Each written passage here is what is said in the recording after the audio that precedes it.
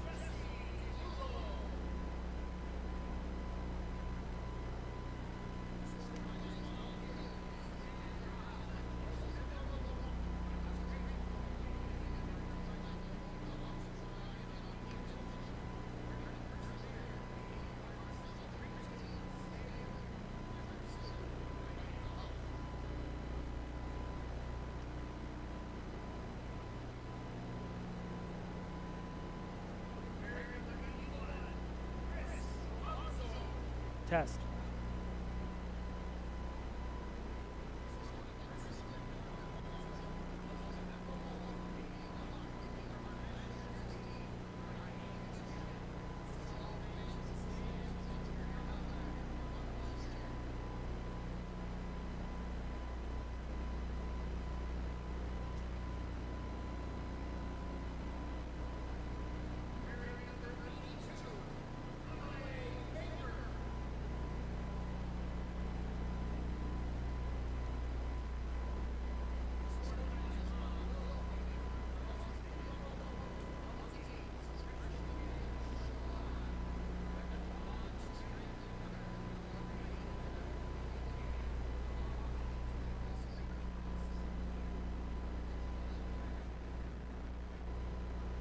Test.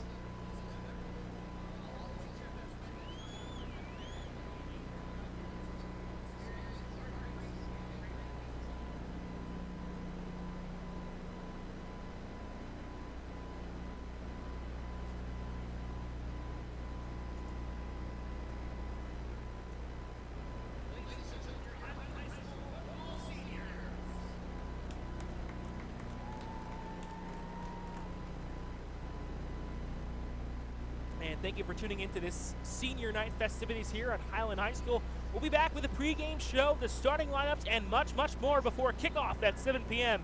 between the Highland Hawks and the Corona del Sol Aztecs. Stay with us. The sun has set in the East Valley, but the gridiron is heating up. Live from Gilbert, Arizona, it's AIA 6A football. Your Highland Hawks take on the Corona del Sol Aztecs. And alongside Peyton Gallagher, I'm Alex Gall, here with you for a big one. 3 weeks left in the regular season. Peyton, Highland looking for a victory here tonight against the Corona del Sol Aztecs, but they will be without their starting quarterback, Gage Daly, out presumably for the rest of the season with a broken collarbone. Taylor Styron will step in at the helm today. How does the Highland offense change with him at the helm? Well, with Daly now on the mend, successful surgery last week, Styron steps in, played against Mountain Point, and what we're going to see is pretty much check down or touchdown for this offense. He likes to throw the out routes, he's effective doing it, and he likes to go vertical. But the intermediate stuff, not necessarily as much so there, as he's not had many reps throughout the year to establish chemistry with these receivers. Yeah, and head coach Brock Farrell really hailed Siren's ability to throw the deep ball downfield. He's got a number of deep threats down there in Zach Schroeder, Tanner Crandall, and then as well as True Tanner, the converted quarterback, who might see some time today at quarterback, Peyton, as well as they try and mix up some things. But we'll go down now to the third member of our crew, Jack Johnson, who was with True Tanner, 200 yards on the season, 3 touchdowns for him. Jack, take it away. I'm here with wide receiver number 1, True Tanner. True, tonight's senior night for you as you reflect upon your Highland Hawks football career. What stands out to you? I love playing for the Hawks, just the atmosphere they bring, all the fans coming out to the game, and just playing with my best friends out on the field. And, you know, you made the transition over from quarterback to wide receiver. What was that transition like for you? It was great. Coaches helped me a lot, just switching over to receiver. I knew all the plays from quarterback, but I've been having a great time. And so, as you've made the transition to quarterback, unfortunately, your quarterback, Gage Daly's gone down. You guys have had to step it up, kind of next man up mentality. You can throw the ball. You've proved it over the course of your high school career. Are we going to see you throw tonight? We'll see. Taylor's our starting quarterback, so we're going to ride with him. Hate to see Gage go down, but if my number's called, I'll go out there and do my thing. All right, True. Best of luck out there. That's True Tanner, number 1, the wide receiver. We'll see if he gets in on the throwing side tonight, but he'll absolutely have an impact on the field at wide receiver as he has all year long. Back up to you guys. Thank you, Jack. We'll check back in with him later on in the pregame show. But Peyton, another storyline coming into this game is the Highland defense, especially because there's a number of players out tonight with injuries. Jackson Tuwalt, the starting nose tackle, will be out tonight, as well as Cam Cullermore at the linebacking spot. How does Highland's defense change as a result of those injuries? Big cat in the middle is rotated out. Tuwalt not going tonight. Big gap to fill. Tuwalt's been so effective. No Cullermore either in that linebacking group. They're playing an offense that's going to try and spread the ball out. These Aztecs with Quade Swearigan and the running game led by Anyale Velasquez, they're going to try and get athletes in space and get the ball out quickly. It's a big task for these corners, especially because they're going to have to play press man coverage and take away the short stuff. Could open up Highland on the back end to get burnt deep. And then, of course, you mentioned the corners, Jackson, Jashawn Lee, and Delsey as well. They're both corners back there. They're going to have a tough individual matchup. But we're going to go down to the sidelines now with our own Jack Johnson, who is with Logan McGregor, the senior defensive end. Jack? Well, welcome back down to the field here at Highland. 93. Logan, you've played football here all 4 years since your freshman year. So when you look back across the 4 years, what are the memories that stand out to you? I would say playing Chandler last year, definitely. Losing in overtime was really hard, but the team, we all came together, and we're 5-2 right now. So hopefully we can come out, maybe make it to open and win. You talk about your postseason potential. This team has gone through a lot of adversity over the course of the season, and of course, the tragic passing of Bodie Larson, Brandon Larson's son. How have you seen the team and the community respond? I've seen us come together more. We try to, build each other up, laugh more. We're definitely working on, because we got a lot of injuries going on here. We're trying to get a bunch of new quarterbacks subbed in, and we're just getting work done over there. And then, as you guys are trending towards the end of the and you so what do you to wins hopefully as the season comes to a close? Well, we got to work on our 2-point conversions from Hamilton and some of those games, but we just need to work on everything that we've studied and practiced and film and put it all together. After this season concludes, what are your plans? Try to play football somewhere, Division I hopefully, but if not, I can go anywhere. Number 93, Logan McGregor, and he'll be out on the field final time in front of the home stands here at Highland. Back up to you guys. Thank you, Jack. We'll check back in with Jack periodically throughout the game. But Peyton, we have to talk about something, and it's something that's very near and dear to this Highland community. The son of the Highland athletic director, Brandon Larson, is Bodie Larson. He passed away last weekend in a tragic car accident. The Highland community has definitely come around Bodie and Bodie's family. What has the response been from this community? It's been everything and more. Over $30,000 already donated for the GoFundMe to support the family and help with the funeral efforts. It's such a tragedy when life is taken this early on. And to the athletic department and to the athletic director here, all of our condolences are with you right now in this trying time. We see the shirts, they're blue. That was his favorite color. So you'll see the student section, they're all in blue as well. Everybody around the Valley has come together around this family to show their support, and it's just the best possible response you could get in a trying time like this. Yeah, Peyton, Bodie always said, let's go on an adventure. So let's go on an adventure tonight. It's the Highland Hawks and the Corona del Sol Aztecs coming up next on the Highland Hawks TV network.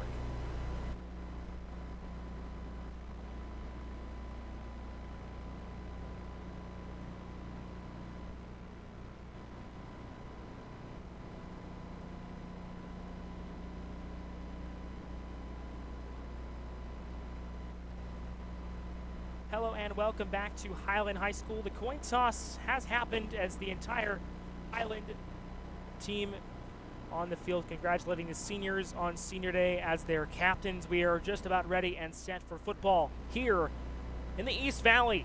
Alex Gall alongside Peyton Gallagher. We've got a good one here tonight. Corona del Sol and Highland at what many see as a pivotal matchup in playoff seeding. Peyton. Highland with those 2 losses on the year by about as close to a margin as you could possibly come by. The loss over at Hamilton earlier this year, where right at the last moment you got your quarterback Gage Daly stretching for a touchdown run that would have tied the game. The closing moments, he comes up about as close as you can to scoring without actually scoring. They lose that game. They lost later on in the season after going for 2 in a game against Desert Vista that would have won them the game. They did not convert. Right now, with 2 losses on the year, you've got a new quarterback in Taylor Siren. It is pivotal coming out of the bye week and into the final stages of your schedule to get Siren on track off the bat here in this game tonight, what is sure to be an emotional contest. So Highland will receive the opening kickoff here.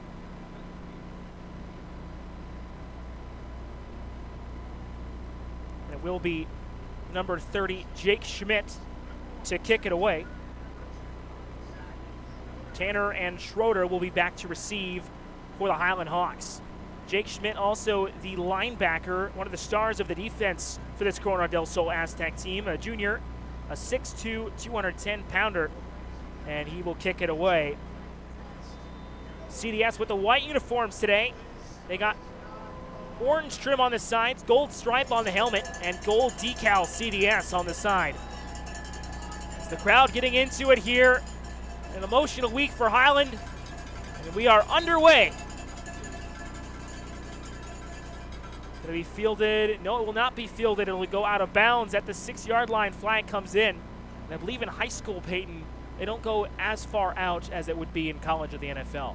I'm not 100% resolute on what the rule is, but pretty sure the ball will be spotted at the 35-yard line, effectively a 10-yard penalty on top of what a touchback would have been. And Taylor Siren will start out on this drive here. His first game as a starter at the varsity level in good field position. So Peyton, I talked to Coach Brock Farrell yesterday for the Highland Hawks. He said he doesn't expect to change the base offense that much with Taylor Siren at the helm, the 6'2 junior.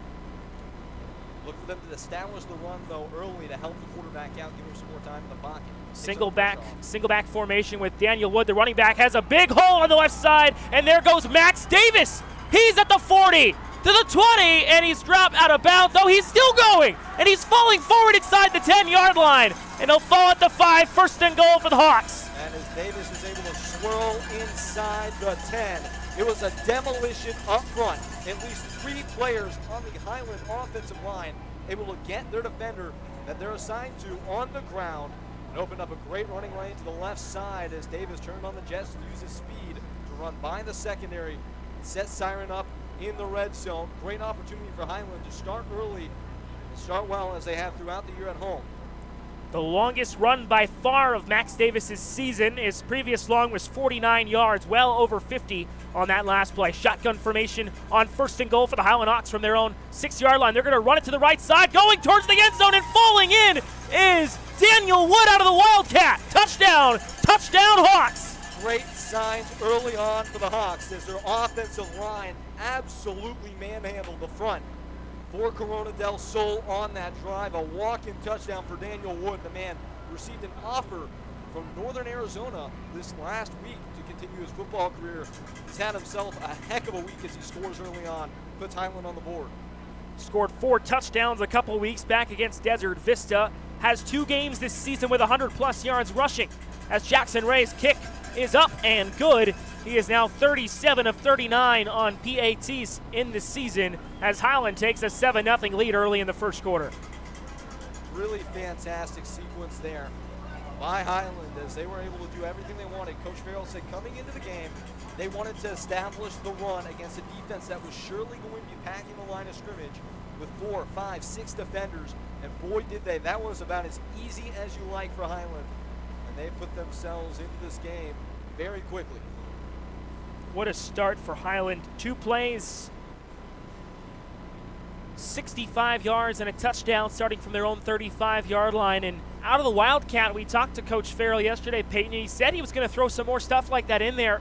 You might see a flea flicker or 2 here tonight as well, but definitely the Wildcat formation is something you're going to see from this Highland squad today. You're going to see Daniel Wood in at quarterback. You might see the ex-quarterback and senior receiver Drew Tanner in there in the cut, trying to create some things himself. They're going to do everything they can to help Siren out and help this offense out to jumpstart against this Aztec defense. And we didn't get to see too much of it on that drive as they only ran 2 plays.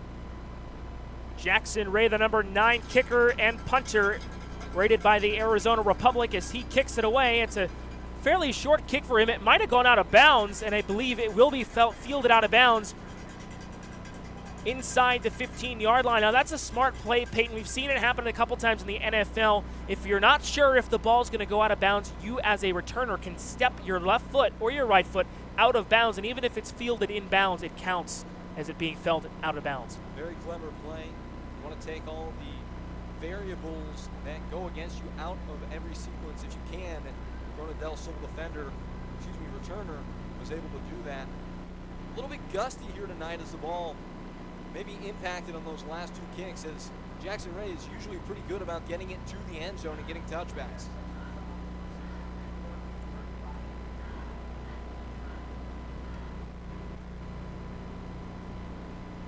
Bodie Swearigan captains the offense for the Corona del Sol Aztecs. Number 2 in the orange numbers. Swearigan will not get a snap off before play is blown dead. A jump start on the offensive line. Somebody was a little bit anxious to get involved in the game and get the hitting going.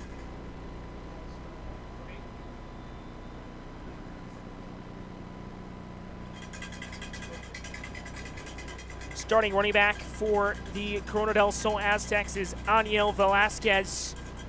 To the left of the quarterback, Quaddy Swearigan. Takes the snap, Swearigan. 3-step drop, going it, lofting it deep down the far sideline, and it's a bit too far for his receiver.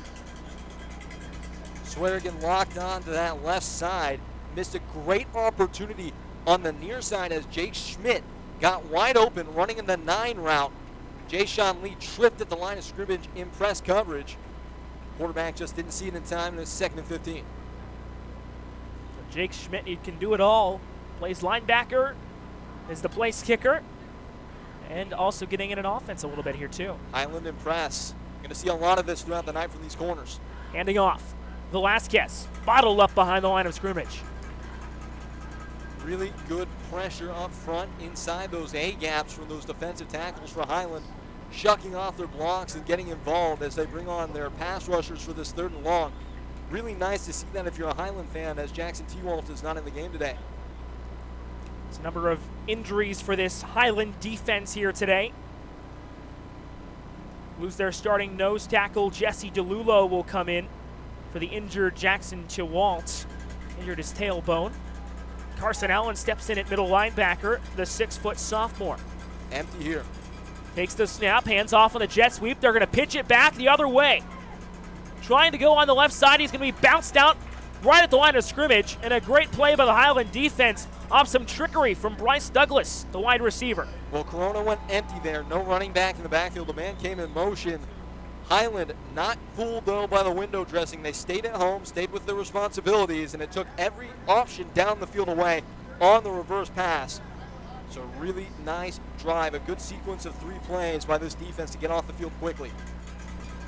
This defense, in spite of being a bit injured, they still got a lot of quality. Punt block is coming for Highland. Showing a deep blitz as they nearly get there. The punt is away, will be fielded at about the own 40-yard line by number 7, Tanner Crandall. Leads the team with 6 touchdowns. Crandall has been electrifying throughout the year. Really good deep threat. And now with the 7-point cushion, you might want to go to your quarterback here if you're Coach Brock Farrell and say, here's the keys to the Cadillac. We're going to let you air it out this drive, get him some confidence, as your offense has already been able to provide this cushion with the run game. Highland comes out for their second drive. It only took them 2 plays to get a touchdown. Empty set for Highland. Could be a shot play on. Brock Farrell said one of his strengths, Sirens, is the long ball. They're going to go for the outside bubble screen route to Daniel Wood. It's incomplete. He was standing at the 40-yard line. Well, this Aztec defense has been known to blitz from all over the field. They brought 6 guys on that play. Obviously, you only have 5 offensive linemen, so when you're an empty like that, there's no extra pass protector, and it's just math at that point. Somebody's coming on block. They tried to go to the quick out, but Siren couldn't drive it home and complete that pass. 2nd and 10. 2nd and 10. 3 receivers set for Highland. Drew Tanner in the slot left. Threatening blitz here are the Aztecs. Showing 4 up front with a man cheating on the far side. Takes the snap, hands it off. There he goes through the middle. Trying to fight forward, puts his head down, gains about 4 or 5. Daniel Wood. They checked that play at the sideline. I think Coach Farrell might have seen something on film. They were able to audible into a play that ran away from the blitz and took advantage of the aggressiveness of this defense to set up a 3rd and short. Daniel Wood averages 9.8 yards per carry this season. Almost had a 200-yard rushing game against Desert Vista a couple of weeks ago. Showing 4 receivers, 2 in the slot for Highland. And 2 out wide with Daniel Wood to Taylor Sirens left. A man in motion, that's Drew Tanner to the left side of the line, going back to the right now. Siren takes the snap. Quick drop. Bubble screen out to Wood, and he's tackled behind the line of scrimmage. A really good defensive play by number 25, Tyson McLean, the 5'10 senior. Fantastic piece of open field tackling on the elusive Daniel Wood. That's a tough tackle in space, given his size and prowess. McLean shot that side quickly as Siren went to the check down. He was able to bust it in the backfield for a loss. Really nice defensive answer from Corona del Sol to get back off the field. Something Coach Farrell said his team could definitely do today is run, then chuck it deep. Not a direct quote, but very close to it. They weren't able to execute there, trying to find the bubble screen to Daniel Wood. But no dice. And Jackson Rabel punted away for Highland. And it's blocked! Highland will fall on it, but it'll be a turnover on downs, and Corona will start inside Highland territory. Jake Schmidt going Superman, jumping over the protection wall, able to get a piece of the ball. Great effort play by 30 and White. Those are the kind of plays you need on the road from your leaders, guys like Jake Schmidt, to get your team fired up and put yourself in a position where combating all the emotions for Highland and combating everything going on here on senior day to try and pull the upset. And Peyton, I asked Coach Farrell about a player on Corona del Sol that scared him a little bit, and he said Jake Schmidt. He does so much well. He's a great pass rusher, and you've seen it, his ability and athletic ability to get around the line of scrimmage. First play from scrimmage, Velasquez hands off, almost bottled up by Daniel Wood in the backfield, but he gets back to the original line of scrimmage. That might have been Robert Kingsford as well. The sophomore running back, and Yale Velasquez with over 500 rushing yards on the season, the leading ball carrier on this team. But don't be surprised if throughout the game, Quade Swearigan in those read option looks will take it himself. Over 150 rushing yards on the year for him as well. Maybe should have pulled that one. So it'll be 2nd and 10 from the Highland 44-yard line. Big statement opportunity for this Highland defense. Swearigan with 3 receivers and Velasquez to his left. Takes the snap, hands off Velasquez, has a hole to the right side, fights forward to the 40-yard line.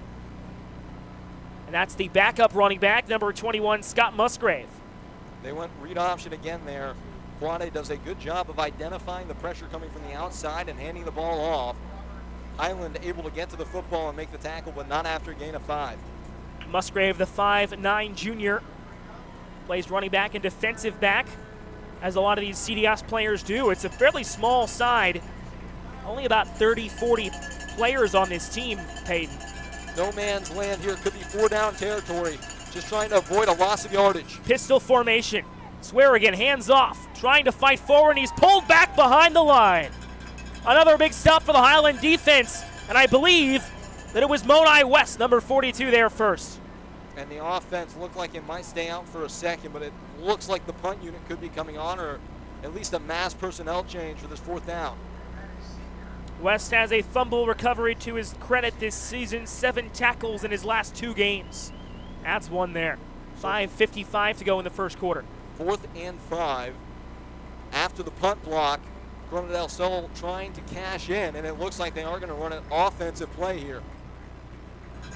So a big moment early in this game. 7-0 Highland with 5:40 to go in the first quarter. Shotgun formation with 3 receivers to the left, none to the right. Takes the snap, Swearigan.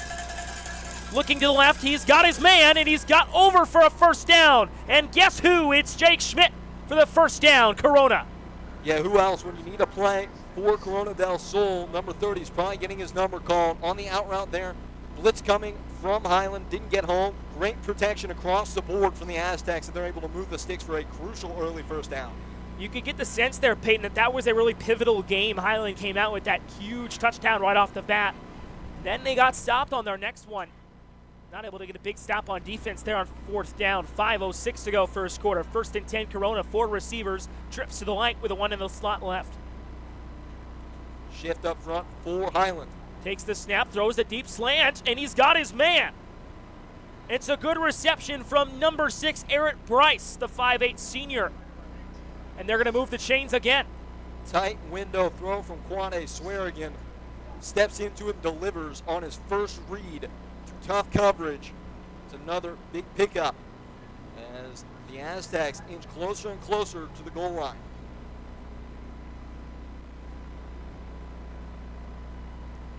Three receivers set, 1 in the slot right, 2 out wide for the Corona del Sol Aztecs. Swearigan in the shotgun formation with a tight end to the right side of the line. Takes the snap, hands it off. Velasquez barreling forward, and he might have gotten to the line of the original line of scrimmage before being pushed back.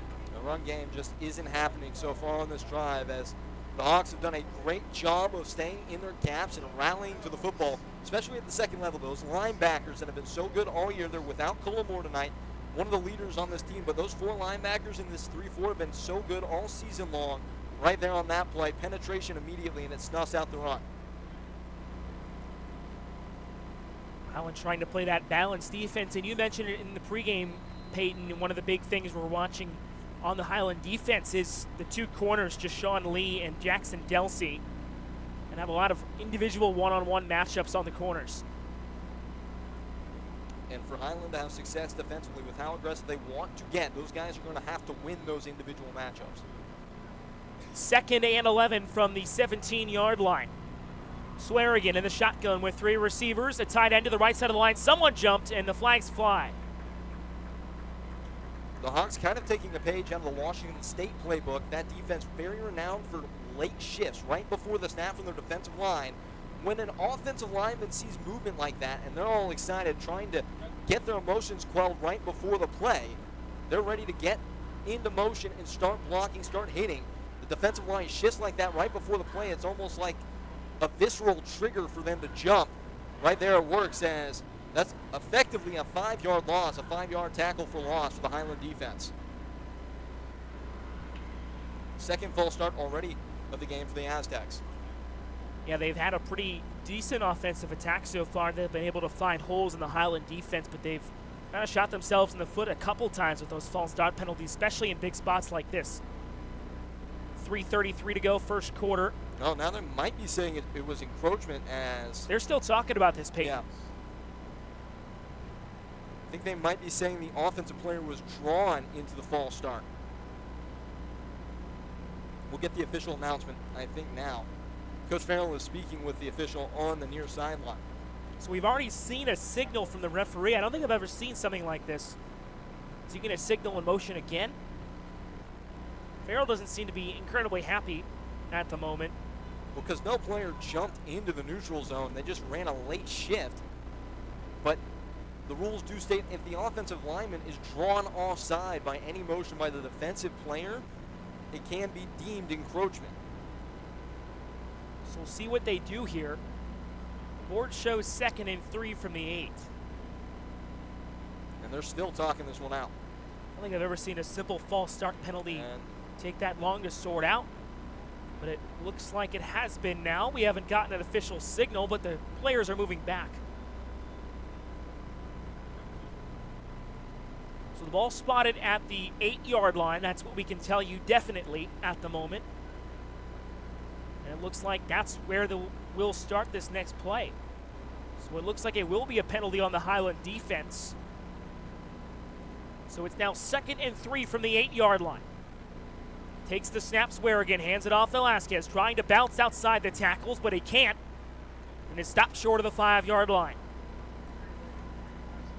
Highland player able to shoot the gap there and redirect the run. Everybody else rallying to the football and getting the runner down short of the line of game. For sprint offenses like the Aztecs, it becomes very difficult in these smaller areas as the field condenses and you don't have as much space to run your athletes into. Robert Kingsford was the first man there for the Highland Hawks. It's now 3rd and 1 from the 7-yard line. Swearigan takes the snap, not a great snap, throwing it outside, and he dropped it. Intended target was number 14, Eric Blackwell, but he dropped it, and it's 4th and 1. Roll out there, what you're trying to do as an offense is start to spread the defense laterally. You want to get linebackers running with receivers parallel to the line of scrimmage and hope that one of your guys is able to wriggle open for your quarterback to find. The guy was there on that play, but right behind him was a linebacker, and I think he heard footsteps as he dropped that ball and sets up a 4th. So another big play here for the 2nd time in the drive. Highland facing a 4th and goal situation. And for the 2nd time, Corona will go for it. 2 men in the backfield. He's going to rush for it, and he's got the first down. A really smart play from Quade Swearigan. Well, the Aztecs have used about the 5th different formation they've used on this drive as they went I form. I've not seen a team run a quarterback sneak out of the I formation like that. Normally you want to get as many people close to the line of scrimmage as possible to get push. But with that look, we're able to catch Highland off guard, and now they'll come back out in that I formation. There was a huge gap between the nose tackle, Jesse DeLulo, and the defensive end, Kyle Olson, on the right side there as it's bottled up on 1st and goal. 2 minutes to go here in the first quarter of play, and it's been a good one from Highland High School so far. As we're winding down here, it's starting to look like Corona's going to have to get creative in the run game tonight, Alex, as Highland is just dominating the point of attack on these basic run concepts that they've had throughout this drive. So it's another I formation set. One receiver to the near side. He's out wide, takes a snap, fumbled. And he'll fall on it. Swearigan recovers. But it was a bad snap from the center. That would be number 77, Jason Sevengros.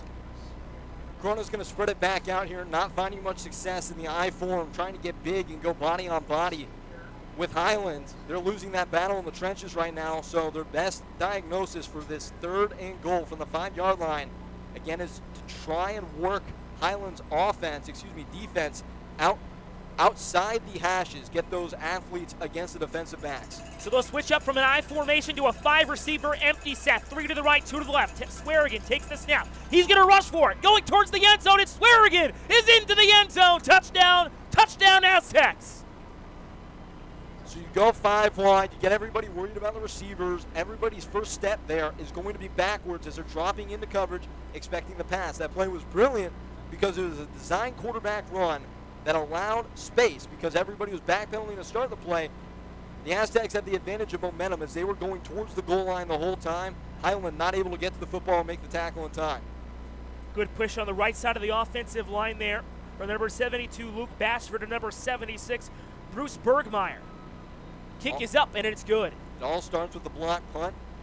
These two very familiar foes on opposing sidelines, the two coaches here tonight, really have been acquainted over the years, and Coach Farrell that time out-dueled as we saw some great play calling by the Aztecs on that possession.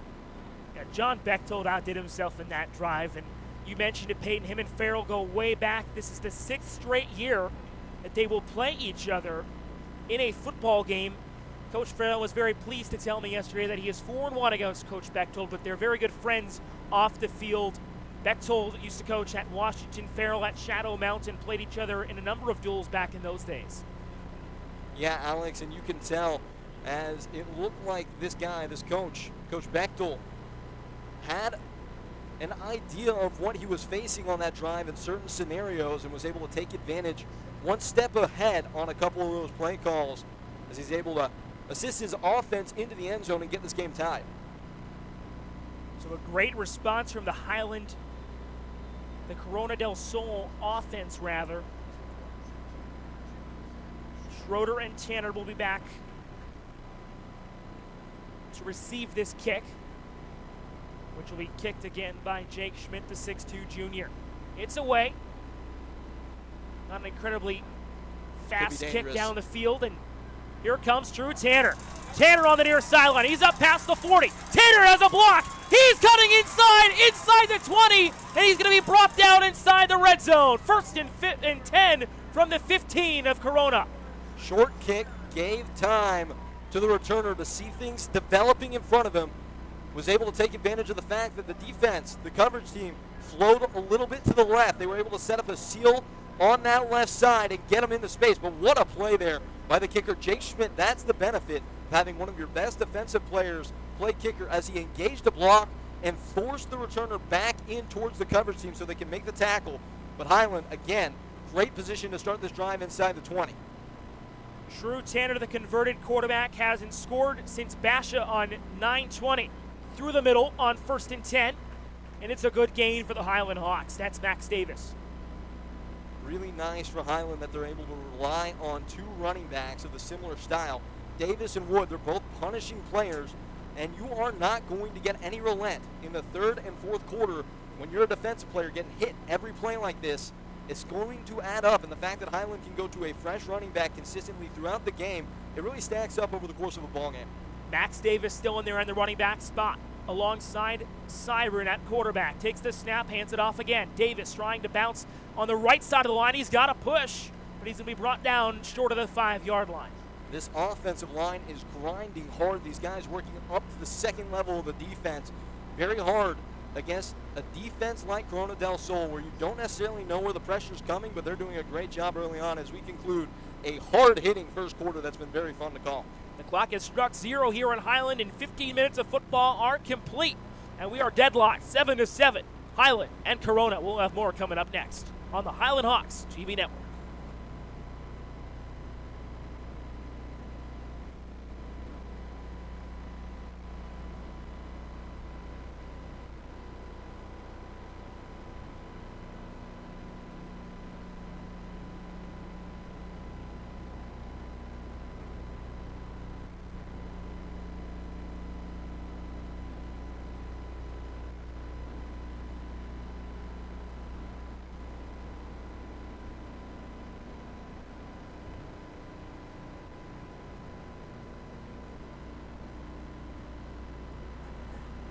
We'd like to mention again the life and the celebration of life for Bodie Larson, the son of Highland AD Brendan Larson. It'll be held Saturday, October 19th. That's tomorrow morning. The viewing is at 9 a.m., service at 11 a.m. And there's Bodie Larson.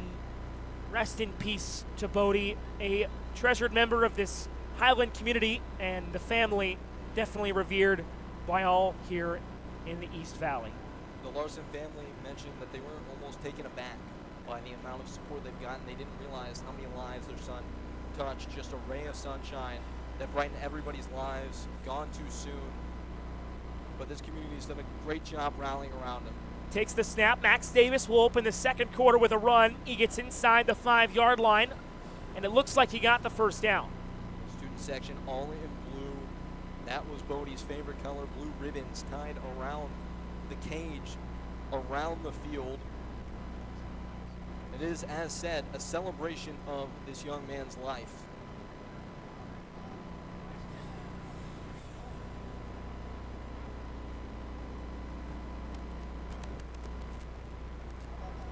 first and goal now from the 5-yard line.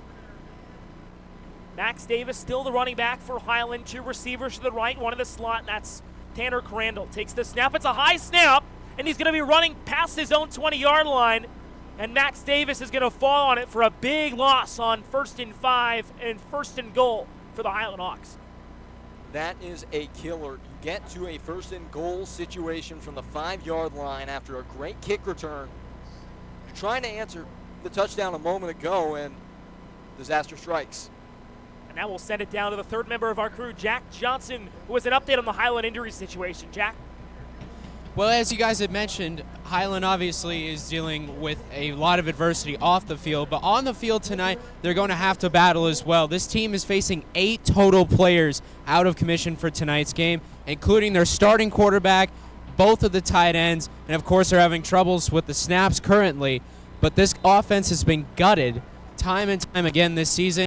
It's been impressive to see the resilience as this team makes their push towards the postseason. We'll see if they can keep their attrition up as players continue to go down. Back up to you guys. Thank you again, Jack. We'll keep checking in with him throughout the ball game as for the 2nd straight snap, center Jack Fitzpatrick's snap is high. The 6-foot senior, he also plays basketball, swims as well, but he has caused Highland to lose a large chunk of their yardage the last 2 plays, Peyton. Well, you never want to surrender here, but you do have a kicker with a capable leg. I don't know if you're going for the end zone. I think you're trying to avoid losing more yardage and keep this in field goal range here. 3rd and goal from the 23-yard line. 3 receivers, takes the snap. It's a 3rd straight high snap, and now Highland is just trying to get out of it here. Pitched back to Daniel Wood. He's still going, and he's swarmed by the Corona del Sol defense. And for the 3rd straight play, a miscue from the center, Jack Fitzpatrick, causes it another loss of yards for Highland. I wonder what's going on. It's not really been a problem throughout the year for Highland getting those snaps off, but sometimes it is a foregone conclusion throughout the course of a season watching this game of football that the snap is going to be good, but every play starts with one. That was a real problem there for Highland, something to keep note of as we go forward. 3 straight bad snaps. Be interesting to see how that affects the confidence between Siren and his center, Fitzpatrick. It'll be a 44-yard attempt. Jackson Ray's longest on the season is 45 yards. Ray, the kick is up. It has the distance. Easy. And it's through. Well, no, they're saying no no they're good. saying it was no good. It looked like it was straight through the middle of the uprights, and they'll say he was off to the right. Obviously, somewhat difficult to gauge exactly where the ball is from our vantage. Kick had plenty of leg, but Jackson Ray just not able to steer it between the pipes. Another huge loss for Highland as they shot themselves in the foot by giving up the punt block, get the big return to answer after Corona del Sol scored, and on that drive moved in the wrong direction the entire way with 3 bad snaps that pushed them back and then a missed field goal. They come up empty-handed. They're warming up a new center down on the sideline for Highland. And we'll see if that comes into play later on in this ball game, but definitely an uncharacteristic mistake there from Jack Fitzpatrick. Wants to go to UCLA or San Diego State for college, but definitely a miscue there that cost Highland their drive and potentially 7 points. They get a 1st and 5, a 1st and goal from the 5. Swearigan takes the snap, throwing to his check down. It's a bit too long for the receiver. That's number 82, Jack Bullard. Very strange formation on that play as the tackle Volmet Barisha lined up outside of the hashes. They're at a tackle position with a wide split off the offensive line. I have never seen anything quite like that as you just set up in pass pro. Fascinating as his coaching staff goes to work trying to out-scheme the Hawks. That's really, you can tell that's the strategy here. Swearigan, pressure to the pocket, and he's brought down behind the line of scrimmage. Big play from the Highland front 3. Fabulous job by those outside linebackers as they bent the edge and forced the quarterback up in the pocket, ran straight into the wall of this defensive line. Perfect pass rush technique as a defense from that group just then. Couldn't tell who was on the initial hit.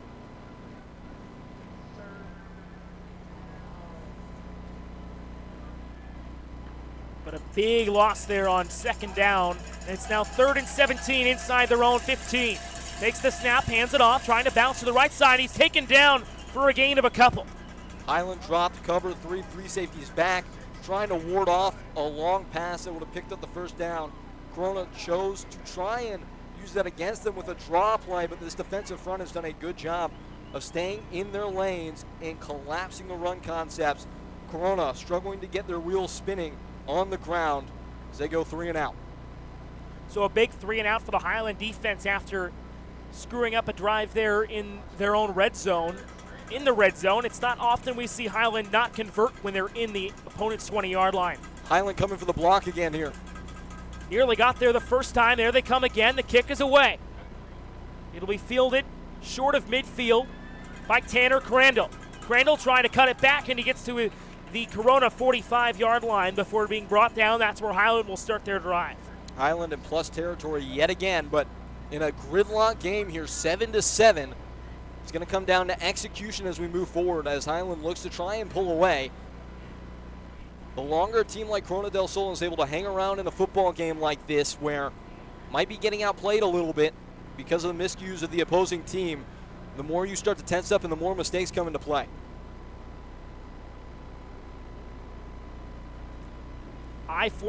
Single back formation now shifts into a 2-back set. Pitches to Max Davis, trying to hit the outside. He will. Davis gets a block and he's past the 40-yard line. Good play from Max Davis, and now we'll send it down to Jack Johnson for an update on the center situation of Highland.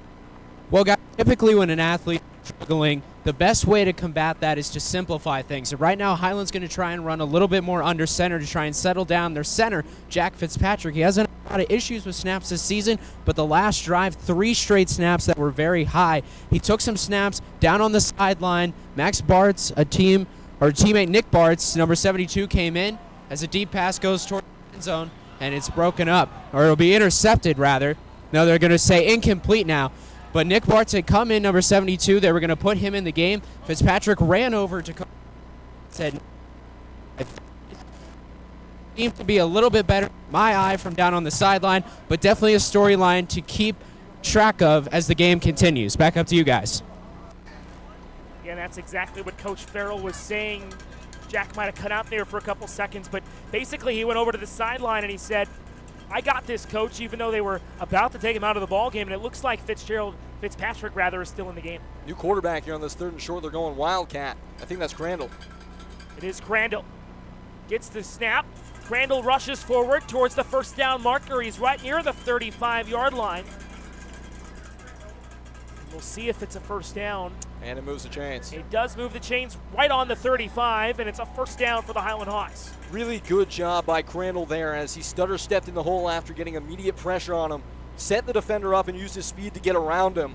That could have been a tough situation for the receiver, but the senior on senior day able to make the play, move the chains on a 3rd and short. Well, he told us he wants to go wherever life takes me past college, and on that play he went right wherever life took him. It was right to the left side out of the Wildcat. And right to the first down marker. Pistol formation now, as you see Highland changing up formation a lot. Now he moves forward into the shotgun. 4 receivers, takes the snap. Throwing to the right side, he's got his check down route. That's Tanner. Crandall again. No, that's Drew Tanner, rather. He's taken out of bounds. 2 hits come in at the end. It's a good gain on first down. Crandall, with his speed, is always a threat. He ran the go route there, cleared out the underneath space as the defense tried to get to him to take him away. Safety rolled over the top and opened up an area to throw the football into for Drew Tanner on the out route. First completion of substance today for Siren. 5 minutes and 8 seconds left here in the second quarter of play. 2 receivers stacked in the slot right. 1 tight end to the left side of the line, takes the snap, fakes the handoff rather, and he finds his receiver in the flat. It's a really good open field tackle though by number 21, Scott Musgrave. But a good reception from Highland's number 7, Tanner Crandall. He's been really involved in this drive, Peyton. Well, Corona brought 7 there, meaning 1 guy is going to be open in the formation running those routes. It was Crandall that time on the underneath route. And Siren quick and decisive with the football in the face of pressure. Very good showing from him so far in the last couple plays. 3 receivers to the left, empty on the right side for the quarterback, Taylor Siren. Shotgun formation, takes the snap, fakes the handoff. Silent, rolling out right side. It looked like it might have been a design run play, and he's inside the 15, but he can't get to the 10. Read option there. Well played by Corona del Sol as nobody bit on the fake and pushed the quarterback to the edges. As everybody got to the football, you want as many orange hats at the ball as you can on every play, and Corona played that exactly how the book teaches it. 3:53 to go. It's a tie ball game, 7-7 here in Gilbert. Two receivers to the left. It's Drew Tanner in the slot left. Takes the snap, fakes the handoff to Daniel Wood. He's going to run up the gut. Inside the 10, inside the 5 for a first down, Highland. Highland on the first couple drives was trying some things, getting a little bit cute, and they are simplifying it now. One of the best players on their team is Tanner Crandall, and they've decided to get him the football. It's been effective as a Corona player is now. It's actually a Highland player, and I believe that is Drew Tanner or Tanner Crandall, one of the two. It's hard to tell if it's a 7 or a 1. Pointing to his left shoulder. He looks to be in a lot of pain. I believe that is Tanner Crandall. Currently leads the team coming into today with 6 touchdowns. He hurt his knee during his sophomore year, so some injury history there, but it doesn't look like it's anywhere near the lower body. Wish him well. Definitely a big part of this Highland offense. And this team that's been so afflicted by injuries to this point in the year. Just pray for the well-being of these guys as we come down the final stretch of the season. But it is a concerned sight as everybody in gray is either knelt down or in a huddle right now trying to get a read on exactly how severe this injury is.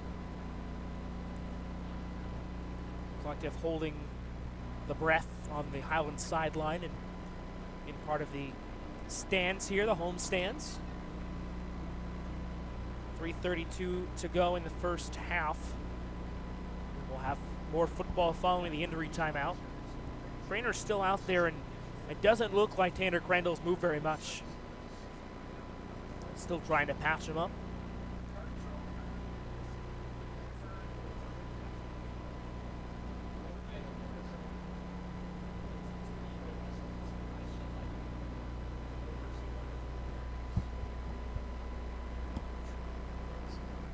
Coach Brock Farrell out there attending to his injured player as well, trying to provide some words of encouragement. We put a couple of our great sponsors up on the screen. Raising Cane's Chicken Fingers, Cards Wire, the Buffalo Spot, Ellsworth Home Services, and then Desert Family Medicine at Gold Canyon. A couple of our fantastic sponsors that make what we're doing here today possible. Bringing you Highland Hawks football on the Highland Hawks TV network. Always a great night to be here in the East Valley, Peyton. Yes, and a little bit better as Crandall is able to get to his feet. This guy has been such a big part of this community, such a big part of this team, but they've got the card out for him, and we just hope that number 7's okay.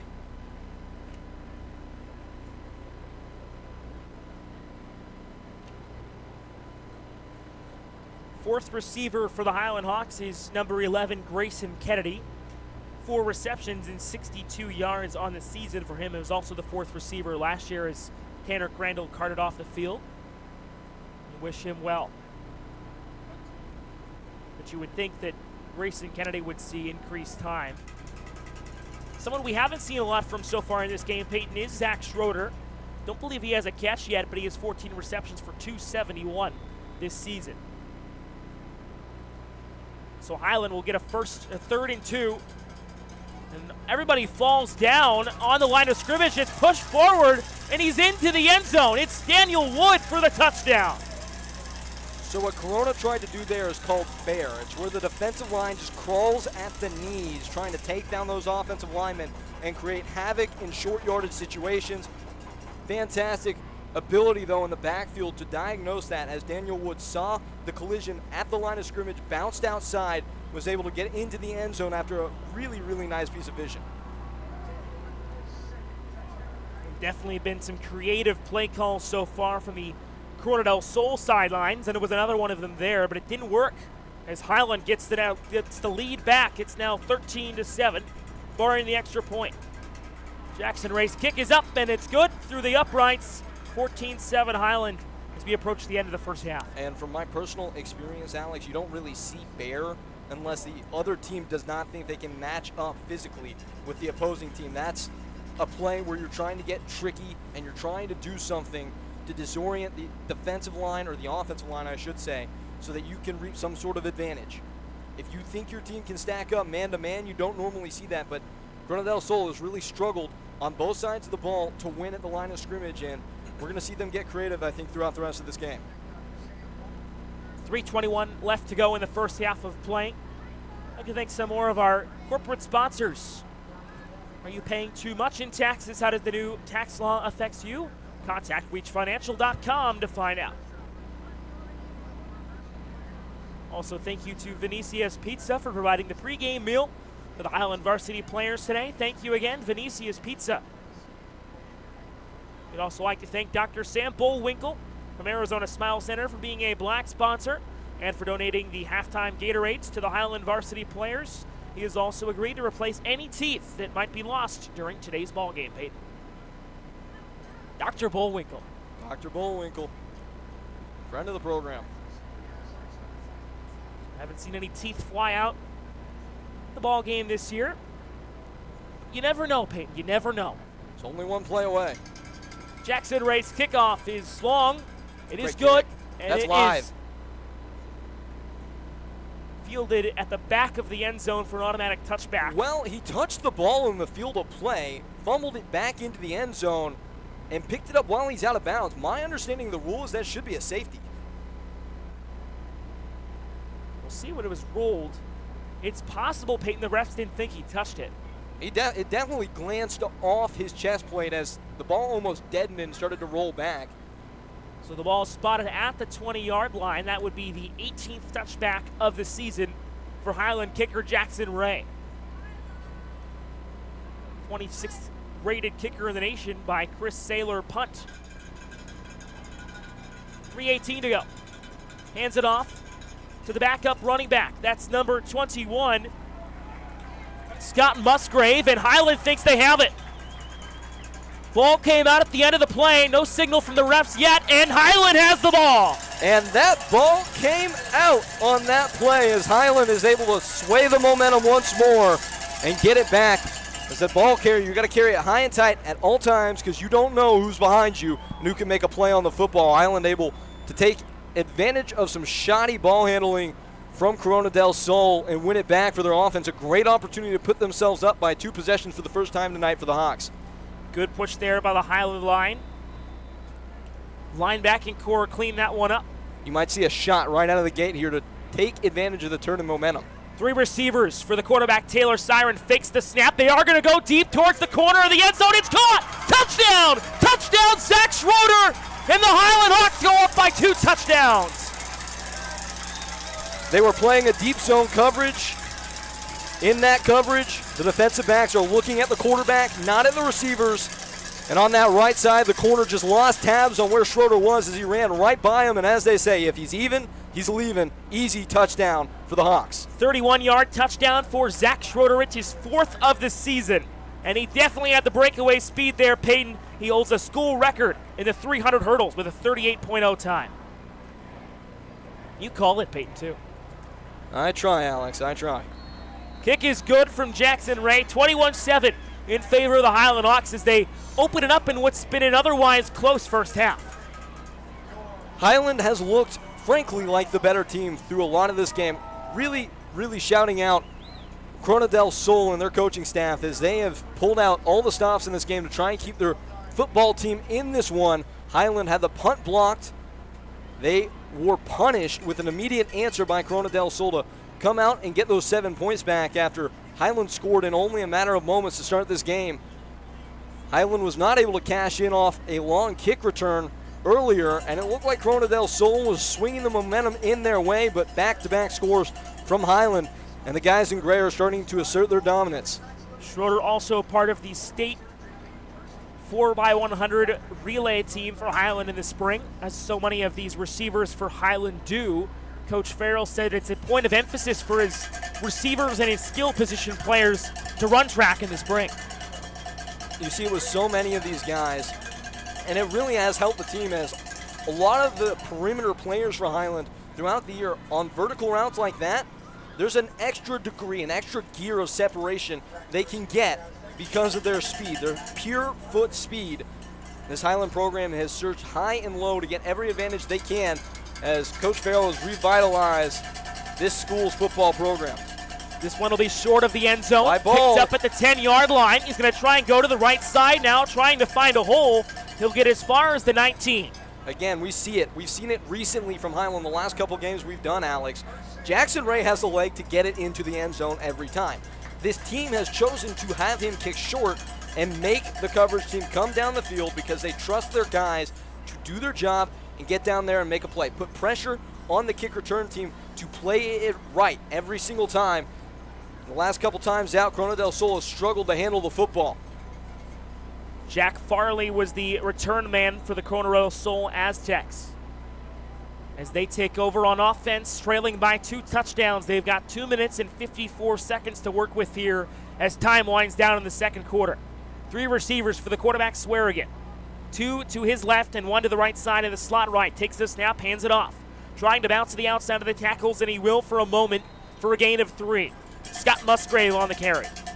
Looked like something was there for a moment as Corona del Sol looked to get wide outside the hashes on that run play. Got a little space, but you see why this linebacking core is so good. They close down gaps so quickly on the perimeter, playing left to right. Really is impressive by them as they are able to slow that run down and only surrender 4 yards. Onaway Velasquez back in at running back. He's to the right of the quarterback. Quade Swearigan takes the snap. Swearigan, 3-step drop. Swearigan pressure to the pocket. He's going to fit his check down, and that's Velasquez near the first down marker. What a play under pressure from the quarterback, Swearigan. Under duress, Highland ran a twist out there in the 5 technique. That's on the far side of the offensive line where the defensive end crashed outside, taking the tackle away from that inside leverage. Outside linebacker crashed into the gap that came free. Swearigan adjusting on the fly and finding his check down to pick up the first down. Really excellent job by number 2 in white.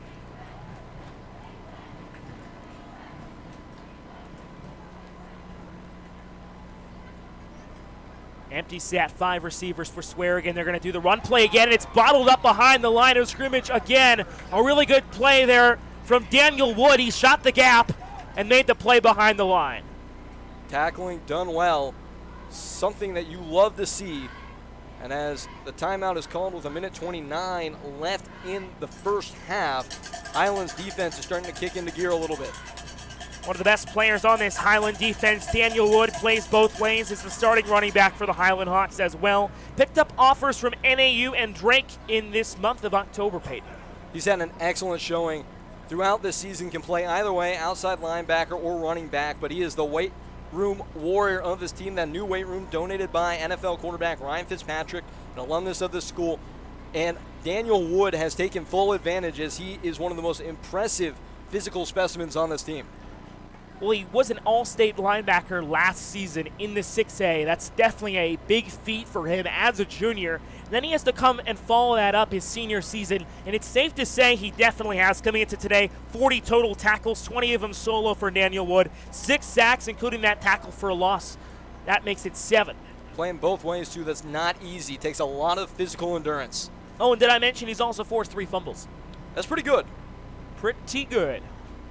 1 minute, 32 seconds left to go. 21-7 Hawks. 3 receivers to the near side of the screen. 2 to the far side. Takes the snap. Swearigan pressured again behind the line. He gets out of trouble, and he's going to try and fire it, and it's tapped down. Good play from the corner. That's Monai West coming up out of the linebacking spot. Really impressed, though, by the ingenuity of the quarterback, Quade Swearigan. It's a very tough situation. This Corona del Sol offense is trapped between a rock and a hard place because they need to move quickly. They need, with 1 minute and 23 seconds left, trying to get some momentum into the locker room. They need to push the ball down the field, but with Highland's pass rush, it's hard to buy time for your quarterback. Quade's going to do stuff like that in the pocket, though. Could be an opportunity to really push the issue and try to get the ball down the field. As you hear the cowbells going, it's 3rd and 10 from the 30-yard line. Swearigan in the shotgun with 4 receivers, and he'll call time. Swearigan didn't like what he saw from the defense there. Didn't like that play call and chose to use one of those timeouts. They don't do any good for you if you take them into the locker room right here on this big third down. Plenty of time for Highland to move back down the field. By the way, if Corona del Sol can't pick up the first down here, just chose to burn the timeout and talk it over with his offense.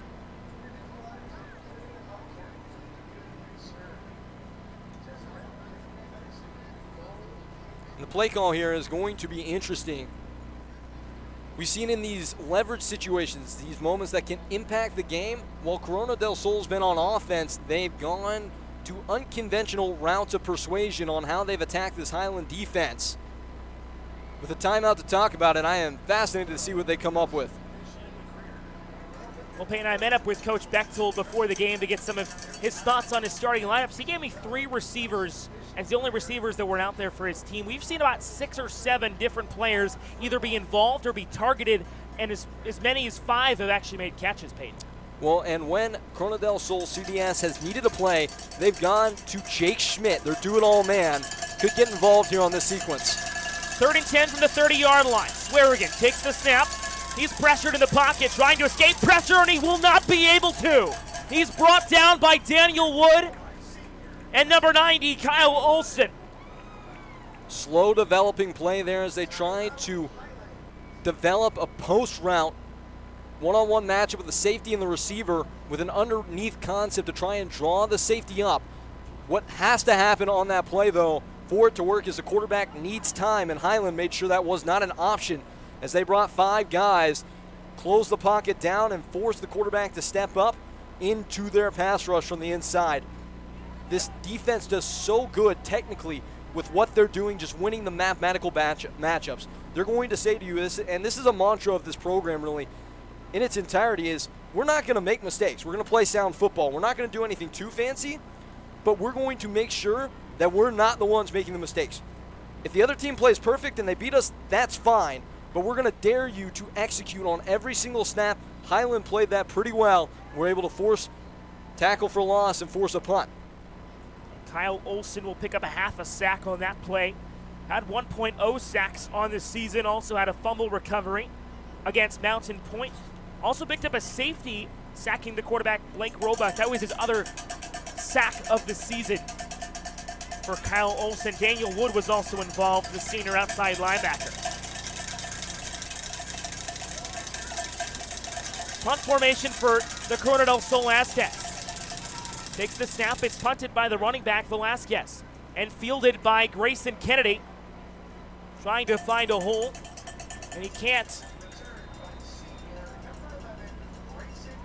Highland will start from their own 45. Highland didn't bring the block that time, and maybe they should have. It was a high snap that took a while to get away for the punter, but when he did, he boomed it, and Corona del Sol was able to get down the field after the first wave was beaten there. They stayed sound and rock steady, making the stop at the 45. The ball spotted right there at the 45-yard line. That's where Highland will start with 1 minute and 7 seconds to go in the first half. How aggressive will Brock Farrell be with his offense? Corona del Sol gets the ball to start the second half. You might want to get a little bit of breathing room here. 2 timeouts for Highland as well. 2 receivers to each side for Siren. Looks like they might have been trying to take a shot, but they're going to find a bubble screen. He's got a number of blocks. Daniel Wood up inside the 40-yard line near the 30. What a play there. That looked like it could have been a touchdown, but Scott Musgrave with the hustle to get back and get a piece of Daniel Wood to slow him down. Really, really well done screen by Highland as they run to the line, part of the spike. Daniel Wood, such a tough player. Played through a shoulder injury during his freshman year, a 4.5 GPA, 33 on his ACT. He's a smart guy, he's a student of the game, and he's got a ground and pound style that really works with this Highland offense. And it worked on that play as a late developing screen. The offensive lineman seeked out, and Siren, under pressure, was cool and collected and just delivered the ball where it needed to be, when it needed to be there. That's what he has been tonight. Very impressed with how Siren's been able to command this offense in the stead of the quarterback, Gage Daly. Oh, and Payne, did we mention this is Taylor Siren's first career varsity start? Pretty impressive showing from him. The 6'2 junior captaining the offense for Highland. A 3-step drop from Siren. He's going to take a shot down the field, and it's overthrown. Kennedy was in the area, so was Zach Schroeder, and it was nearly intercepted as Daniel Wood couldn't get a handle on it. Well, there may have been a bust there may not have been, as two players for Highland ran into the same area. I think that ball was intended for Kennedy, and Wood, had he not jumped up and got a piece of it trying to make the play himself, I think it probably would have been a catch. It would, at least would have been a little bit easier. The pass was on target, but maybe a little bit of miscommunication there as those two players were in a very tight proximity. We're seeing more of Grayson Kennedy since the injury to Tanner Crandall. 4 receivers, 2 to each side. Seibern with a 2-step drop, throws to the back shoulder route near the first down marker, and Zach Schroeder says he came down with it, and the ref agrees. Great protection there as Noah Boone dropped off and prevented the pass rusher from turning the edge, but pass incomplete there as the receiver may have stepped out of bounds. It sets up a 4th down with 40 seconds left. The way your defense is played, you're either going to set Jackson Ray onto the field to kick this field goal, or you might as well go for it. 4th and 10 from the 30-yard line. Would be about a 44-yard kick once again. But it looks like they're going to send the offense back out there. Siren in the shotgun formation on 4th and 10. They need to get to the 20. Takes the snap. Siren with some time in the pocket. Lofts it towards the end zone. It's down. And no one was even near the play. The closest one to it was Drew Tanner, but he wasn't able to get there. 4th and 10, and the Highland Hawks turn it over on downs. There's a penalty flag on the play, though. I think it's actually going to go against Highland. Siren got pressure up the middle, was not able to step into that throw, and I think that's why it was inaccurate. We've definitely seen that run, check it deep strategy from Highland today. Well, it's like a fighter, Alex. You want to hit him with the body blows, soften him up a little bit, get him and then a little boom! bit winded, and then hit him with the jab, the headshot, and try and take him out. Highland's been able to use that strategy effectively throughout the night. Just not there. Nice bit of onomatopoeia, though, from you there, Mr. Gall. Booyah! Booyah. I got them all. Hit him with a bang. Gonna see if we can pull those out later in the ball game. I'd love to see that. 35.2 seconds to go. Velasquez gets the handoff. Finds a hole on the right side of the Highland defense, and he's up near the 39-yard line. Clock stops as Corona del Sol takes their last time out. I think that's one of those plays where you see, okay, we're going to run the ball.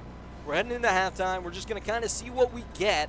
If we get a positive game like that, we'll take the timeout and we'll try something. If not, we lose yardage, that's fine. We'll go into the halftime locker room. Corona del Sol is going to give this one last heave, though.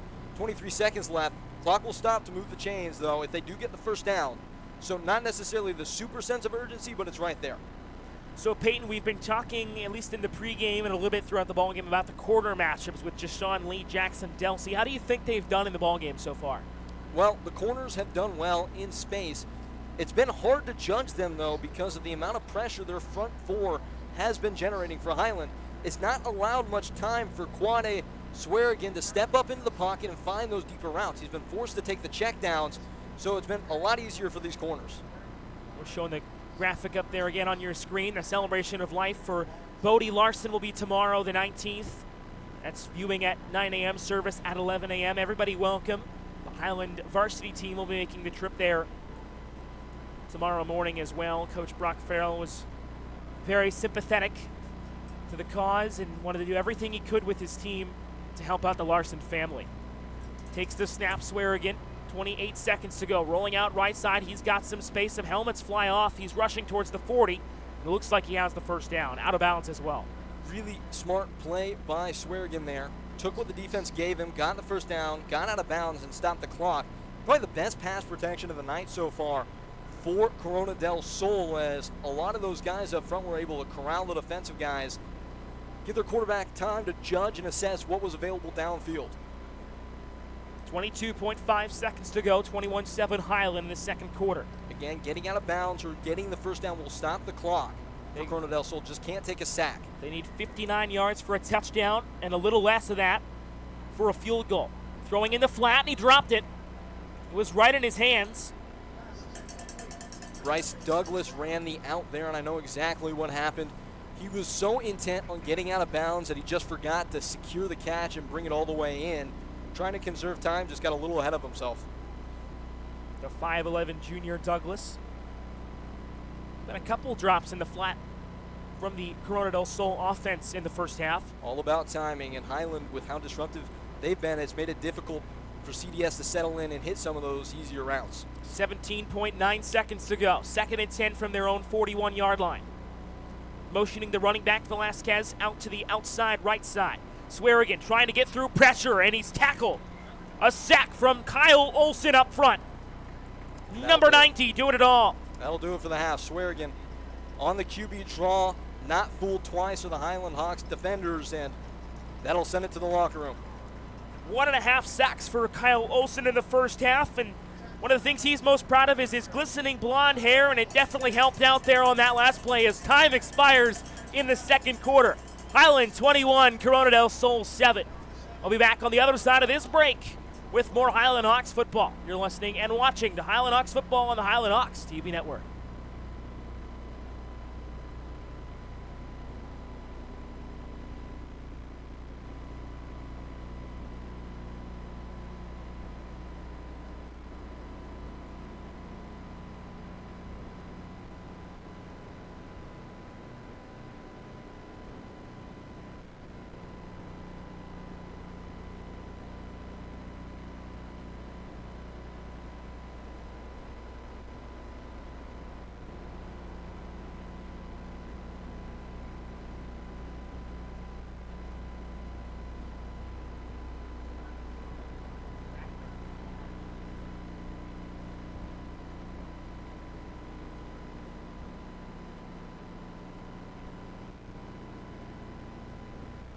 Back with you here at Highland High School as we go down to the third member of our crew, Jack Johnson, who's with Highland head coach Brock Farrell. Jack?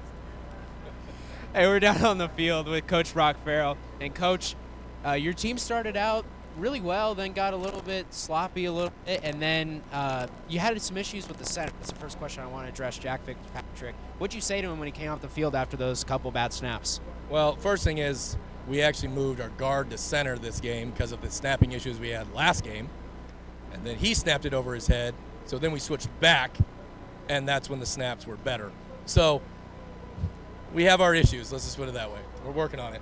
So when you have someone when a center position, which is so psychological, what do you say to a player like that to just get them out of their own head and just focus on what they need to do? Yeah, you just remind them that, they've done it before and they can do it again. And you just make it simple. Like, hey, just snap the ball and take a step, and we'll go from there, so that they're not thinking about all the other things they have to do other than snap. So, I think we'll be okay. Your team responded really well after the injury to Tanner Crandall, put up some points on the board, forced a couple turnovers. Was that an emotional catalyst for you guys to go out and play for him? Probably, especially since it's his birthday. It kind of sucks to dislocate your shoulder on your birthday, but he was playing well, and he's a big part of us, and he's got a lot of really close friends, and sure, I guess it sparked us a little bit. All right, best of luck to you in the second half, Coach. Thanks so much. Yeah. Well, you heard breaking news. Tanner Crandall does have a dislocated shoulder. He's out for the remainder of the game and likely the season, which is unfortunate. It's his birthday, and it is senior night. So back up to you guys. Yeah, definitely not the best of news, Jack, as we now know Tanner Crandall will likely be out for the rest of this ball game. The 5'11 senior, he leads the team in receiving touchdowns this season, and definitely a big loss for this Highland offense as they now are without their starting quarterback and one of their top receivers. We'll head into a break here at halftime. Once again, Highland 21, Corona del Sol 7. You're watching Highland Hawks football on the Highland Hawks TV network.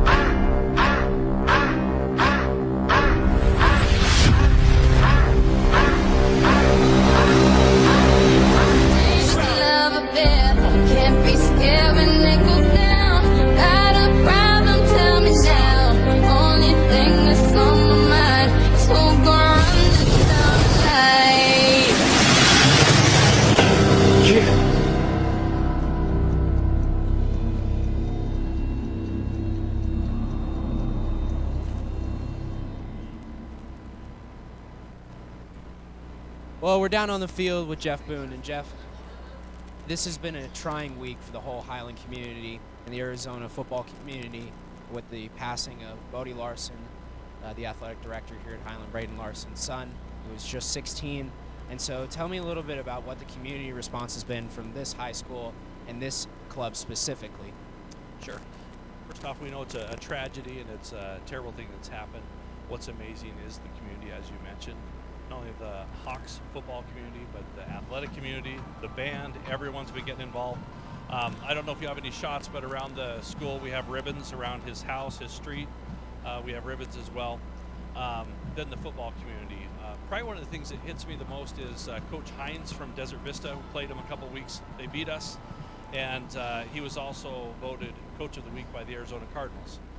He received a certificate as well as $1,000. Well, their athletic director contacted me as well as other individuals from Highland and let us know that that coach wanted to donate that $1,000. So the community's been amazing. If you go to our Twitter, if you go to our different social media accounts, you'll see all the different schools that have showed support. We had a sponsor make these shirts for us. We're doing a fundraiser. You can get that fundraiser at hawksbooster.com. We're selling these for $10, different sizes.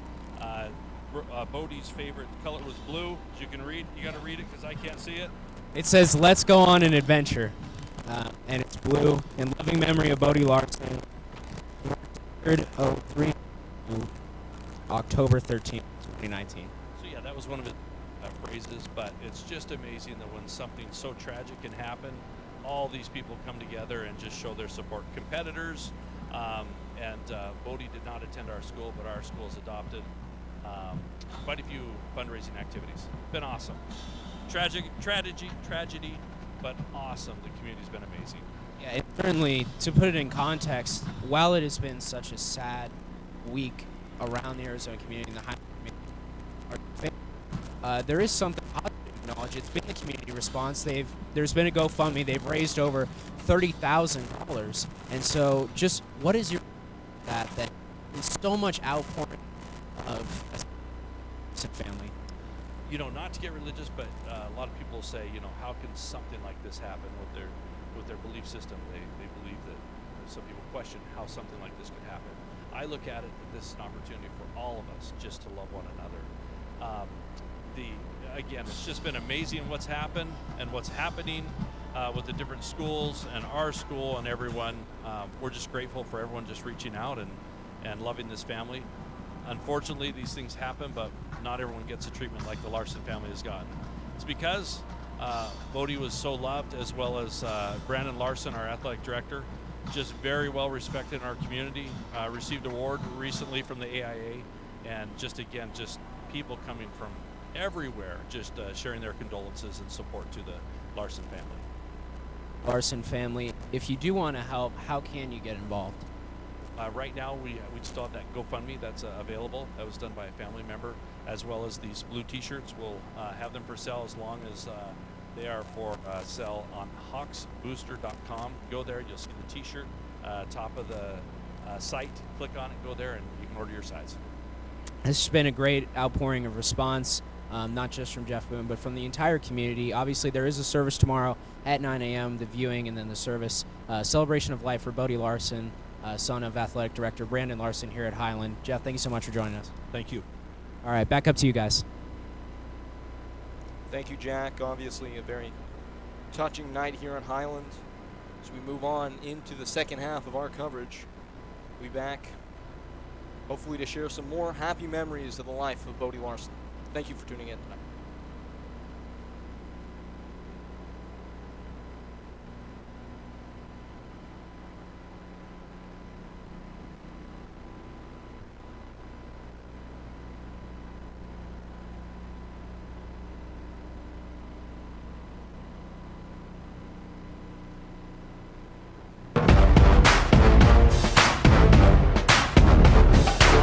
My grandpa. My uncle. Probably my dad. Reggie Lewis. My dad. Probably my dad. Probably my dad. My mom.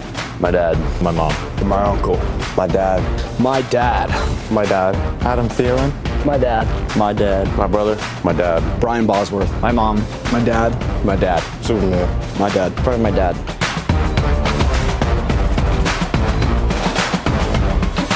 Burritos. Sushi. Pizza. Chicken. Cheeseburgers. Hot wings. Orange chicken. Chicken. Costco hot dog. Chipotle. Wings. Pizza. Chicken Alfredo. Barbecue pork chops. Street tacos. Steak. Wings. Everything. Steak. Chicken wings. Broccoli casserole. Cheeseburgers. Pizza. Pizza. Pizza. Hamburgers. Pizza.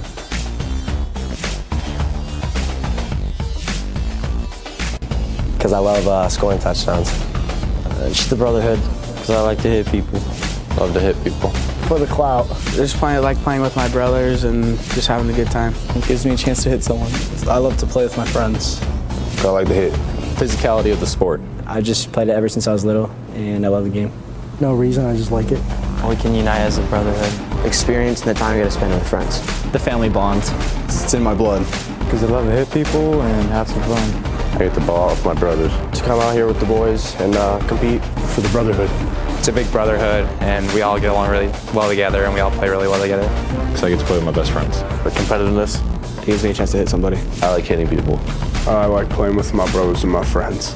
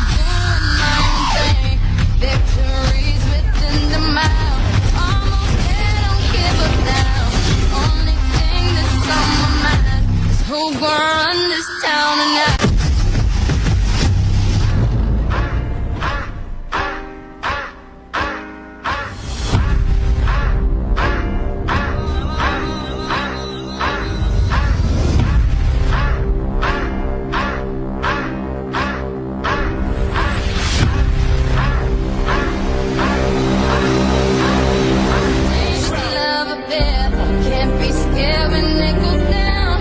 Got a problem, tell me now.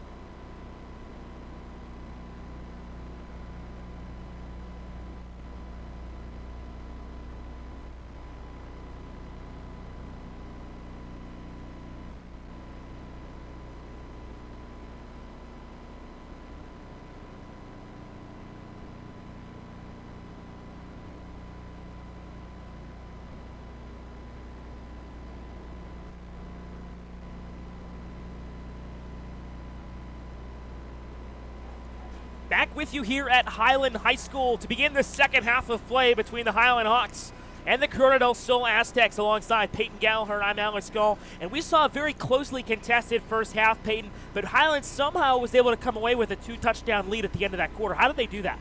Highland was bigger, faster, stronger coming into this game on paper. And in the last stages of the second quarter, they were able to elevate and use that advantage that they have to add to their lead. But there were a couple miscues that Corona del Sol was able to take advantage of that left them in this game. They get the ball to start the second half, and that's significant because they can cut this lead to 7 and put some real pressure on the Hawks as we start the second frame of action and start to tick down closer to the conclusion of this game. It's going to be important for both of these teams. Will probably dictate where the rest of this game goes, how the first 5 to 10 minutes of the second half commences.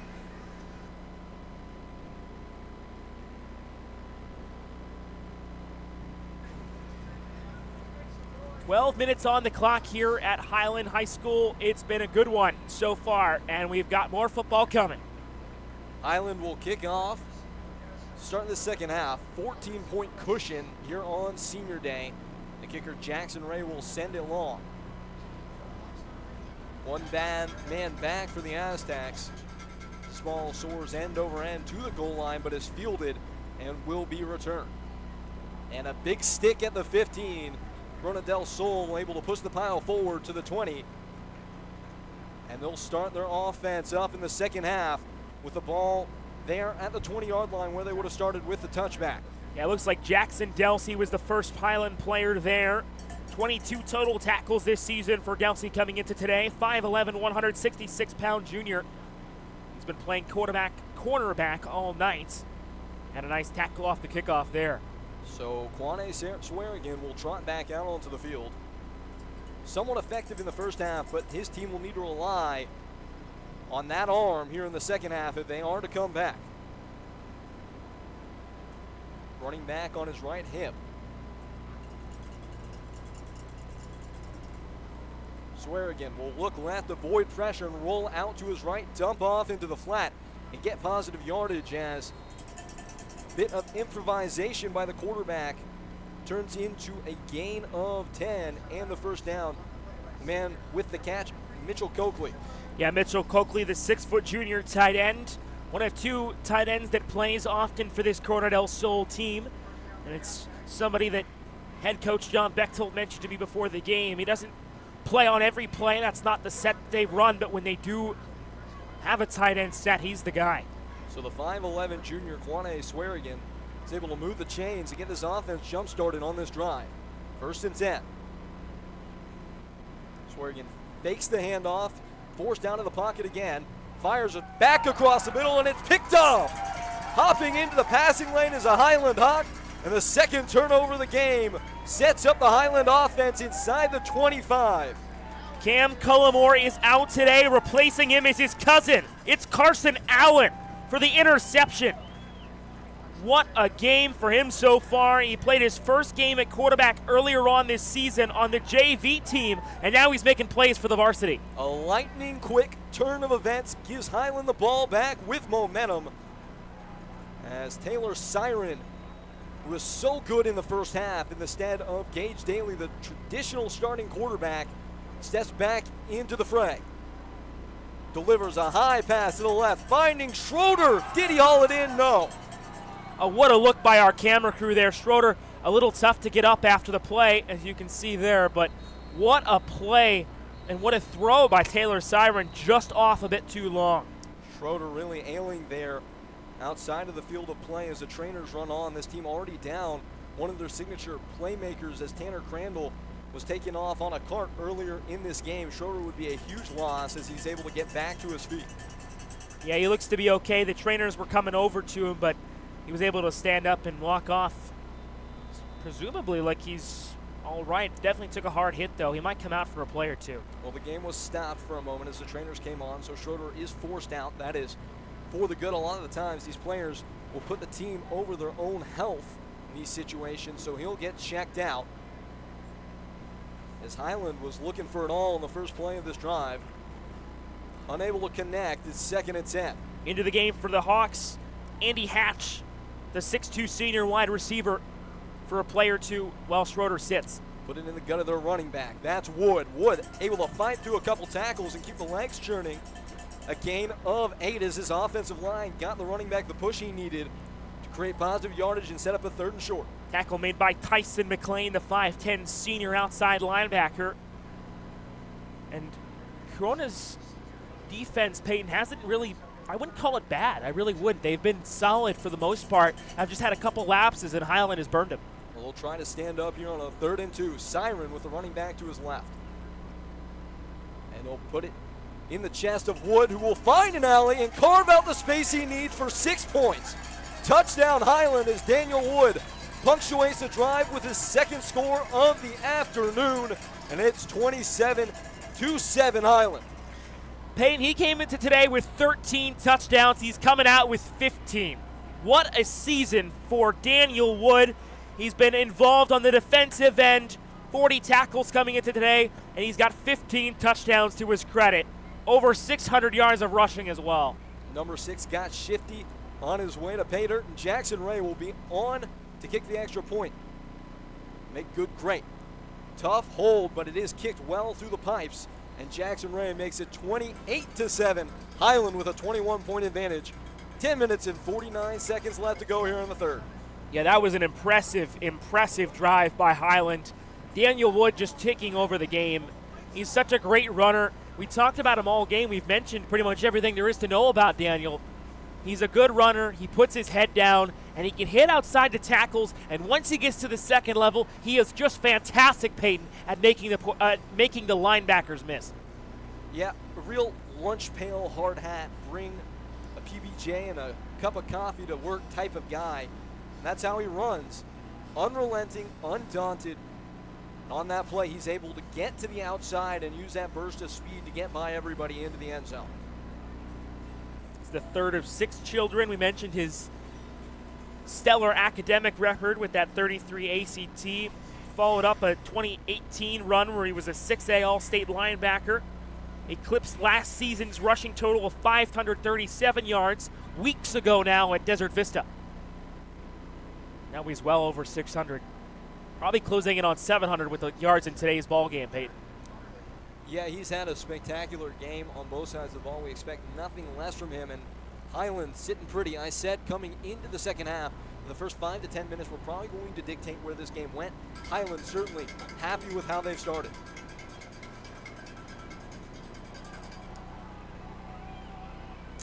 Kick is muffed, bobbled, and a lot of trouble here as the player for Corona del Sol is able to sneak his way out of it and head down the left sideline. That's Jack Farley, and he's in front of everybody. 20-10, good night, good bite, hello, end zone.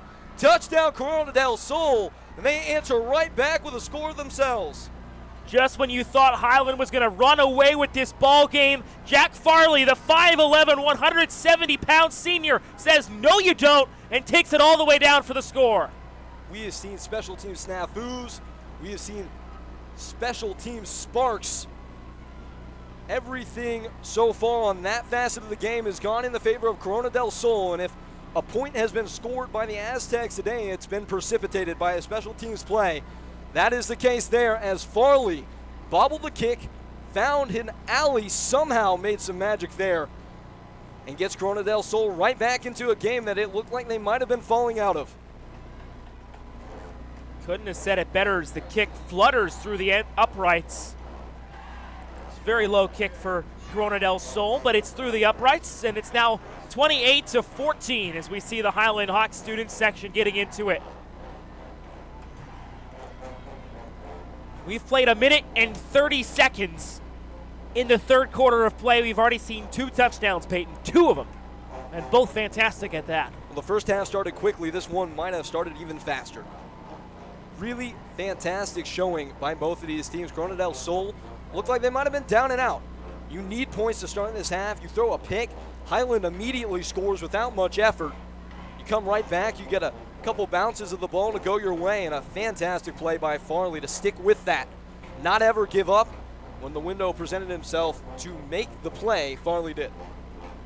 I'd like to thank a couple more of our Hawks Nest sponsors. Thank you, Desert Family Medicine at Gold Canyon. They are dedicated to providing high-quality, individualized, and innovative health care to the community that they serve. Thank you, Desert Family Medicine at Gold Canyon.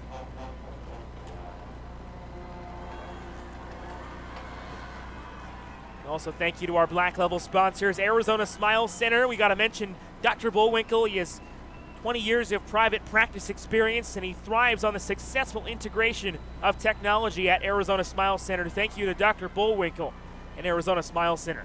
Also to Evans, Dove, Nelson, Fish, and Greer. They help injured people and their families, aggressively advocating on their behalf. Evans, Dove, Nelson, Fish, and Greer. As the kick is away, it's a squib kick. It's going to keep bouncing and be fielded at about the 22-yard line by the Highland Hawks. He'll return it now past the 30-yard line, trying to bounce it back past the 40-yard line, spinning towards the 50, and he falls over at midfield. Every guy that's on the field at any given point in time for Highland is liable to make a play. That is the mentality of this program. They kicked it short to try and avoid the long return. They kicked it to Daniel Wood, and you know that guy can create something with his legs. Able to get it to the 50, and Wood comes off the sideline and gives his helmet to a trainer. And he looks unhappy. I would definitely give the MVP so far to Daniel Wood. It was something that Coach Farrell expected Corona to focus on, was stopping the run, and they have not been able to this point in the game. Siren takes the snap, hands it off. Max Davis barreling through the middle, past the 50-yard line, and a gain of about 5 or 6 yards on 1st and 10. And with the kind of push that this Highland offensive line is getting, you can pretty much chalk up every run play to 5-6 yards. These running backs just putting their head down and somersaulting forward at times as they get low and get behind those big guys up front for easy gains. Getting bigger and bigger as the game goes on as well. Shotgun formation again for Taylor Siren. He's still got Max Davis in there with him. Takes the snap, gives the handoff. Davis forward, near the first down, but it's going to be a yard shy. A shuck, a play by Miles Shepard, as it looks like a Highland player is slow to get up. This team has been plagued by injuries in the past couple of weeks. And if you're Highland right now, you're just trying to get this score to a place where you feel comfortable and get those starters out of the game, because the injury bug has been cruel to the Hawks throughout this game and throughout the season. Highland's starting offensive line has been shaken up a bit this week. We mentioned some of the injuries on the defensive side. Also some new faces on the offensive line from where they were at the beginning of the season. Makua Pule is the only freshman starting on either side of the ball, I believe, for the Highland Hawks. Big man Chance Hanks is forced out of the game. That's significant because he was starting at guard today, but was the team's center. Moved back to center after those high snaps, but is now out of the game. 33 pancake blocks for Chance Hanks this season. Single back formation, gives the handoff, and he's forward for a first down. It's a positive sign for Highland that you lose a guard, a player that, as you said, leads the team in pancake blocks, and you're able to get the push you need to move the chains on a 3rd and short. And it's not even close, Peyton. The next closest is Noah Boone. He's over there at left tackle, the near side of your screen. Well, and those guards have the rare opportunity. A lot of times they're pulling around, hitting guys that aren't suspecting them to come. And a lot of the times you can just earhole dudes and put them on the ground. It's a fun position to play if you do it right.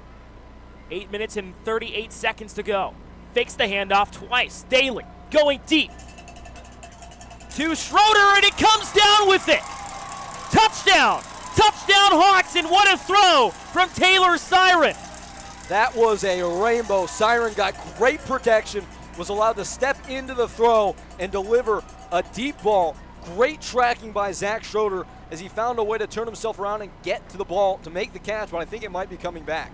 Looks like it is going to be coming back.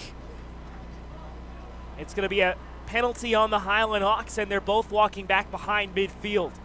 Well, I'm not certain of this, but this offense is very run-pass option oriented, and at the head of that play, there was a play fake. Now, it looked like a standard play action, but before the season started, we talked about with these 5 new offensive linemen that there was some miscommunication with guys getting downfield because they didn't know whether the quarterback was going to pull or not, and they didn't know the timing. That could have been what came into effect there as the deep ball comes back after the illegal man downfield. Yeah, Peyton, you mentioned it, the illegal man downfield, but the new 5 for Highland on the offensive line, the most varsity experience, that would be Noah Boone, the Eagle Scout, He got his first career varsity start versus Chandler in the 6A semis last year. A siren, and it's nearly batted down. He shakes off a defender. I thought that was going to be tipped away, but Davis comes down with it. He's able to gain a couple. Still very far shy of the first down marker. Well, and again, that's a really good play by Siren, being in that situation. You're not necessarily comfortable stepping into the spotlight here to become the varsity starting quarterback for a team that has aspirations of potentially winning a state title. A lot of guys would sling the ball down the field, use that arm talent, be a little bit frantic. He's been calm and collected and has made the right reads in the offense. He did that again there.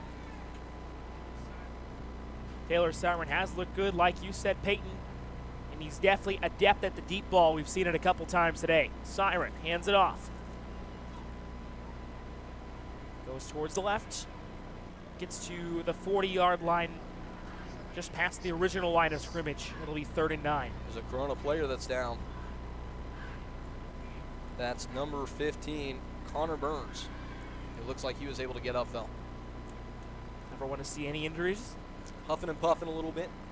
Maybe got hit in the gut, got the wind knocked out of him. Yeah, this is the time where you start to see some of those, especially in this heat in Arizona. It's one of the first games this season, Peyton, where it's actually been cooler. It's 70 right now, was about 80 at kickoff. You definitely see some of those cramps as the ball game goes on. 3rd and 10 here. How much does Coach Farrell trust his quarterback? Siren going deep down the sideline. He's found his man near sideline. 1st down, Hawks. Zach Schroeder surely a little bit upset that he got his touchdown taken away from him earlier on the drive. Was able to deliver on a 3rd and 10. Ran the out route. Called that a flag as he bent his route out to the sideline. Created space in the holes of that zone coverage and was wide open. Nice delivered throw from Siren as he stepped through it and drove it right to the right spot. So we've seen Zach Schroeder get more involved as the game has gone on. Came into today with 271 yards of receiving, 3 touchdowns for a 19.4 average. Single back formation with a man in motion. Takes the snap. He's going to be the lead blocker on the right side for Max Davis, who cuts it back to the left side and gets past the 20-yard line. So a toss play there. Davis encountered immediate resistance as somebody shot through the gap and was able to slant into the backfield. But the positive of those plays that are moving out, where everybody's moving out to one side, is that a lot of times the defense will over pursue. That's what happened there. Davis aware enough to cut the run back and get positive yardage there, where he almost lost about 5. Well, it was a well-drawn-up play, Peyton. Chris Alonso is the starting tight end today. He's a really, really good adept blocker. Wants to be an entrepreneur, but he can do some great blocking in the football field, and he was the lead blocker there. They motioned him to the right side of the line for Max Davis. Like you said, though, he had to cut it back. Single back again for Davis. He hands it off. My goodness. Falling forward. Past the 15. Low man wins, and Max Davis that time was, again, met at the line of scrimmage, but he got low and just guided a guy slowly with a stiff arm to the ground. Set him down, tucked him in at night, and run him a bedtime story as he picked up a couple yards there on that play to set up a 3rd and short. I don't think I've ever seen an analyst get that excited about a 2-yard gain. Takes the snap with 5:15 to go, hands it off again. He's got a hole through the middle, spinning towards the end zone, and it's a touchdown. Touchdown, Hawks. I think I saw a flag fly. I think that was a kid on the sideline throwing a football, and there's a player down behind the play for Corona del Sol. But what a run from Max Davis. Everything that was sweet and tidy about the last run, not that time. Power. Left a trail of humanity behind him as he broke about 5 tackles and went beast mode into the end zone. Came into today with 4 touchdowns on the season. He's increased that total to 6 with the latest touchdown. 38 rushes coming into today for 273 yards. The second leading rusher on the team behind Daniel Wood. And that 1-2 punch from Wood and Davis has been really, really effective for Highland this season. It's just an onslaught. As soon as one of these guys gets a little bit tired, the next one comes in and hits you right in the mouth again. It's so tough to combat that as you go further and further into games. A lot of the time, a defense will just wear down, I should say, over the course of a ball game. And as the field goal is up and good, Max Davis with one of the best runs of the night. You said it, Peyton. Really good run there from Davis, the 5'11 junior. And Highland trying to keep this game at a 3-touchdown advantage. It's currently 35-14 Hawks. CDS fighting hard, but they might need to get in touch with Dr. Bullwinkle because they just got punched in the mouth on that drive. We'll mention the Arizona Smile Center. We'll mention a couple of our other teal level sponsors. Nathan Davis Orthodontics. They can help with teeth too, Peyton. They have a smile, and you have a smile that was meant to light up a room. We can help. That's what my mom tells me. We can help reveal that smile. That's Nathan Davis Orthodontics. Helping Max Davis with his smile too. Oh, he's smiling after that run. Arizona Granite Connection, from new builds to renovations to updates, we can help. Arizona Granite Connection. Sumarca, get your swagger on at sumarca.com.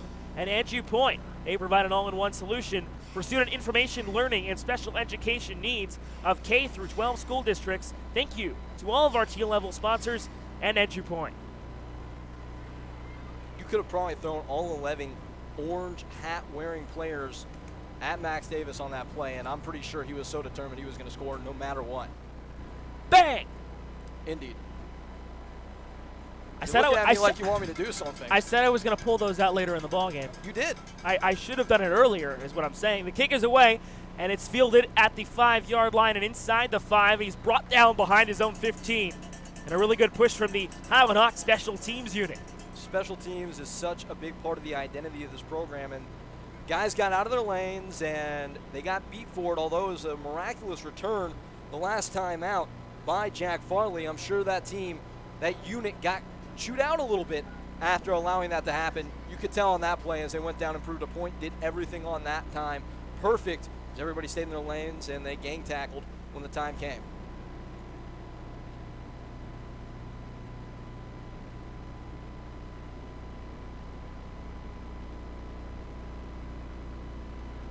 Five minutes and 4 seconds to go. Hands it off, Swearigan. It's a pass to the left side, and it's over the receiver. The receiver, number 6, Eric Bryce. Just another lapse in focus there in the flat. Really would like to see some of those completed passes there when Quania Swearigan chooses to check it down.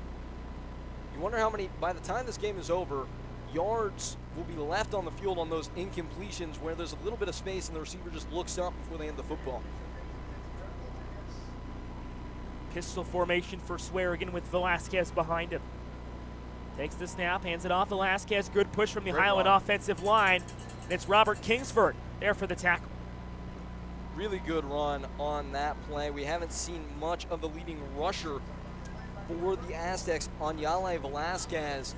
Probably a large part because their team has been down for most of this game and they've been forced to throw the football to try and come back, but Anyale was met in the backfield and was persistent to pick up some yards and lighten the load on a third down. 52 total tackles coming into today for Robert Kingsford.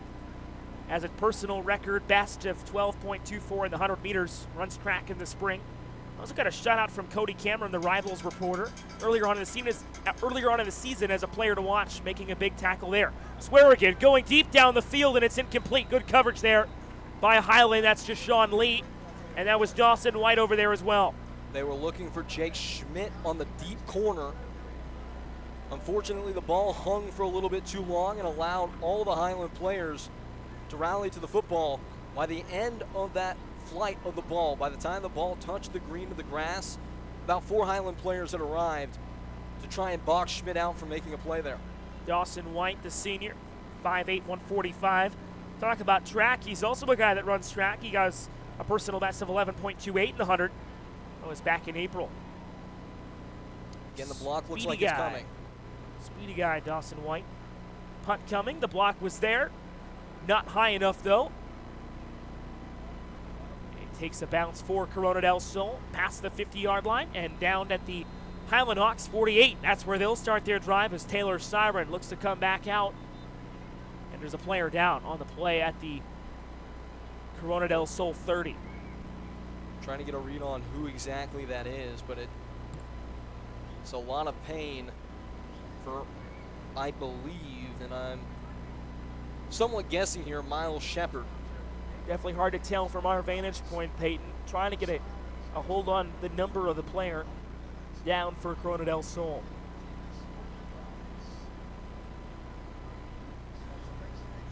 Hasn't really moved much as he stands up now. That's number 82. That's Jack Bullard. Jack Bullard, the tight end, the defensive lineman, the 6-foot senior. And he'll walk off the field. at least for the moment. But he was able to get up under his own power. Kind of limping a little bit. Hopefully it's just a cramp or something along those lines. 4 minutes and 2 seconds left, third quarter. 35-14 Highland. There goes Max Davis. Shot block there. Rather, that's Daniel Wood. A good tackle there from number 21, Scott Musgrave, the backup running back for the Corona del Sol Aztecs, also getting some run at the linebacking spot as well. Wood does such a good job of getting low center of gravity. He's a big target, but he makes himself small when he's on the run like that. Runs behind his pads, and that makes him such a tough tackle. Chopped him down, though, after a gain of 10. That could have been a little bit worse. First and 10 from the 37-yard line now. Siren takes the snap in the shotgun. Gives the handoff. Davis bouncing out the outside. Penalty. Davis cuts it back, and he's got a first down. Probably a hold out here on the perimeter. Flag flies. Another player is slow to get up. That's an offensive lineman for Highland. I think that might be Noah Boone.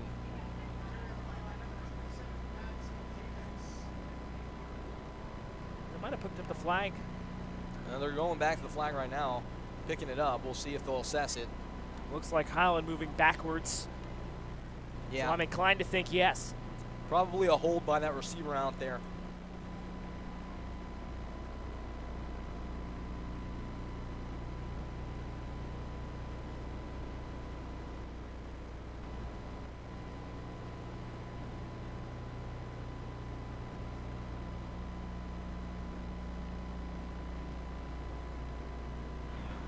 .3:15 to go, third quarter.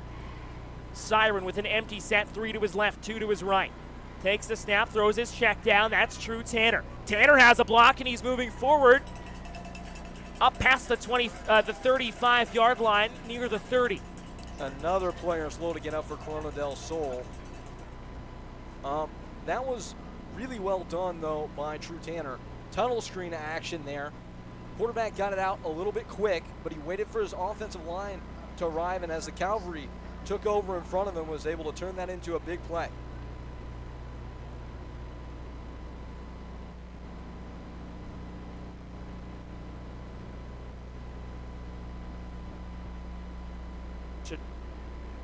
Takes the snap. Siren looking right, now going to his second look. He's got Zach Schroeder for a first down inside the 10, shaking off a defender and falling into the end zone. Touchdown. Touchdown Hawks, but the whistle blows.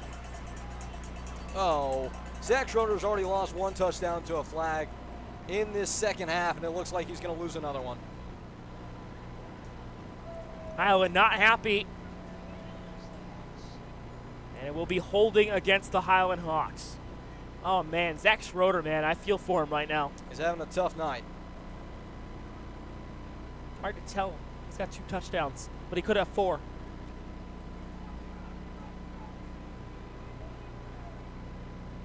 But again, though, we talked about it throughout the broadcast. You lose Tanner Crandall, who is starting to dominate and is a team's leader in receiving touchdowns early on in this game. He has not been able to return, but Schroeder has stepped up into the role and had one of his best games as a Highland Hawk. 271 yards coming into today. He had an offer from Wisconsin River Falls, and he visited the University of Arizona earlier this month. He's getting some D1 attention. Wish the best for Zach, and I'll finish this comment after the play. Wood cutting it outside, inside the 30, and he's got a first down and more. There goes Daniel Wood. He's still going. Touchdown. Touchdown, Hawks. How did he stay on his feet, Peyton? Nice to meet you, Harry Houdini. Pull a rabbit out of the hat with a step back. Looked like Michael Jackson in the Thriller video. What a run from Daniel Wood. That's something that Brock Farrell was trying to key on, establishing the running game, and it's safe to say they have done that today. Zach Wood said Olay. He just stepped out of the path of the oncoming defender like he was a raging bull. The 5'10 senior, he's had a great game today. Him and Zach Schroeder have been the stars of the offense. They have been so good tonight. I don't know if I can recall a better performance by Daniel Wood on the season. He's had some great games and great statistical performances but that guy has been electric tonight. Biggest game of the season for Daniel Wood. He had 16 rushes for 198 yards and 4 touchdowns versus Desert Vista. He's got to be approaching those numbers here tonight, Peyton. He has been so good. We don't have a stat book in front of us, but Wood, his best ability today has just been the ability to stay on his feet and wait for guys to block in front of him so he can find a hole. He's stuck with every play until the whistle, and that's resulted in him being able to get into the end zone multiple times. No better example than on that run right there. Getting some congratulations on the sideline from his players, from his teammates. It might be the end of his night, as Highland has now climbed to a commanding 28-point advantage. Still far from running clock territory, but it's now a much, much bigger lead for the Highland Hawks. I'll tell you what, Alex, with the way Highland has played at home this year, if they are able to somehow secure a home playoff game, I wish the best of luck to whoever's coming here, because this team has been an absolute force on this grass. Yeah, they've been a juggernaut here at home. Almost every single game at home this season has been a blowout.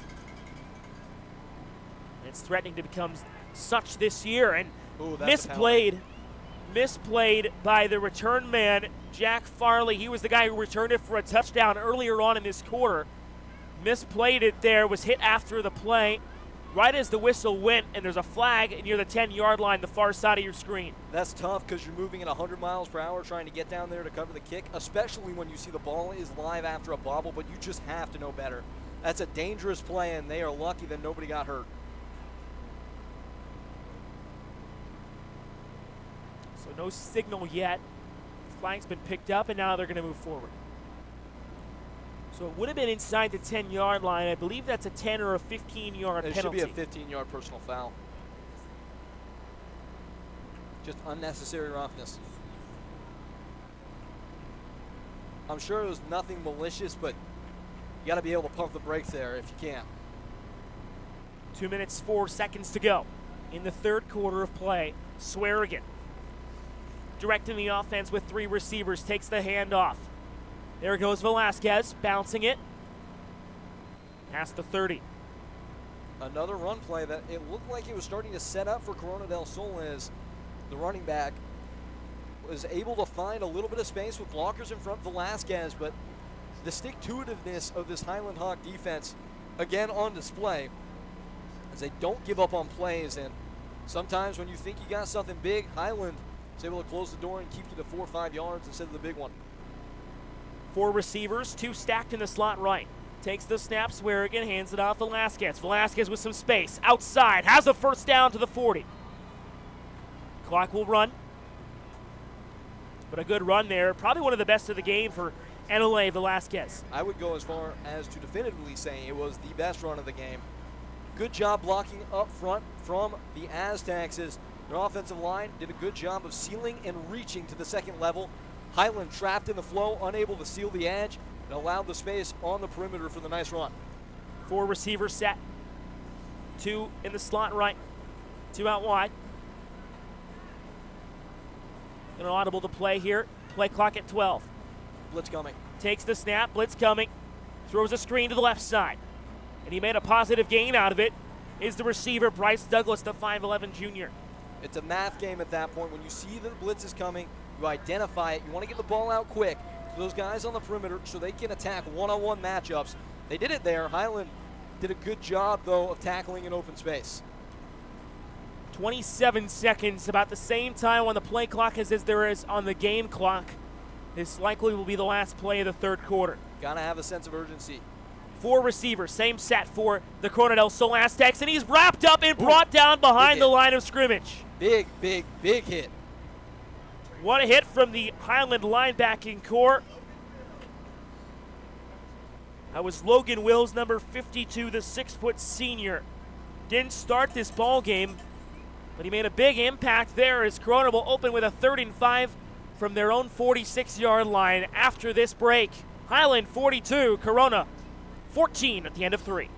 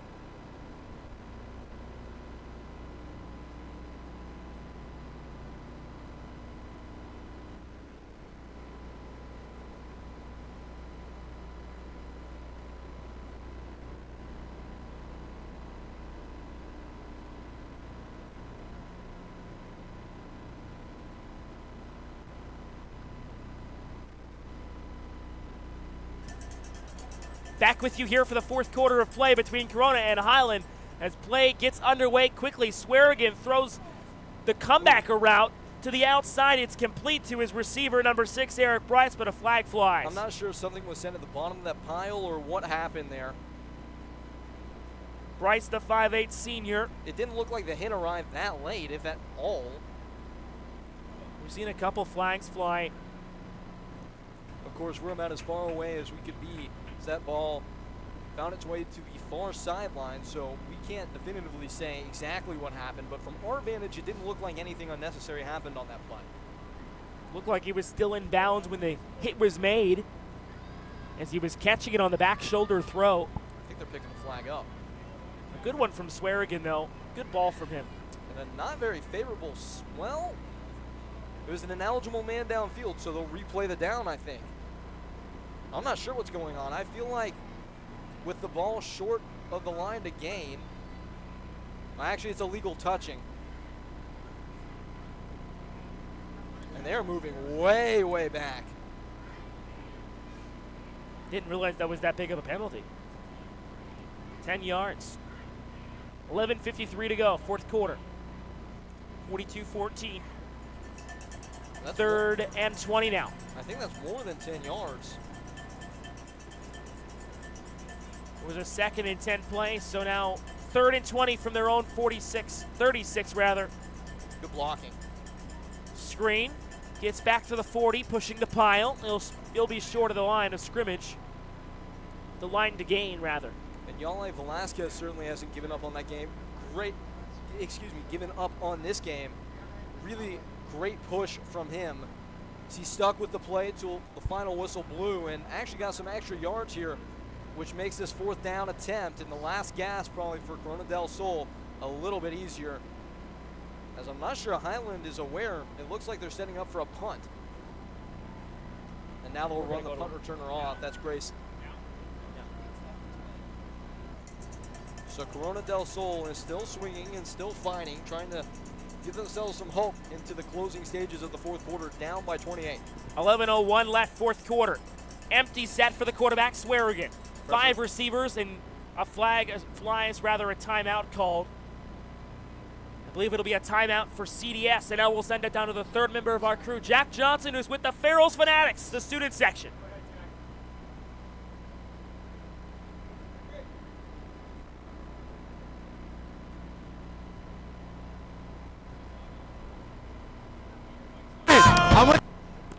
Hey, Eli, they call him Scary Gary. Gary! How'd you paint yourself blue?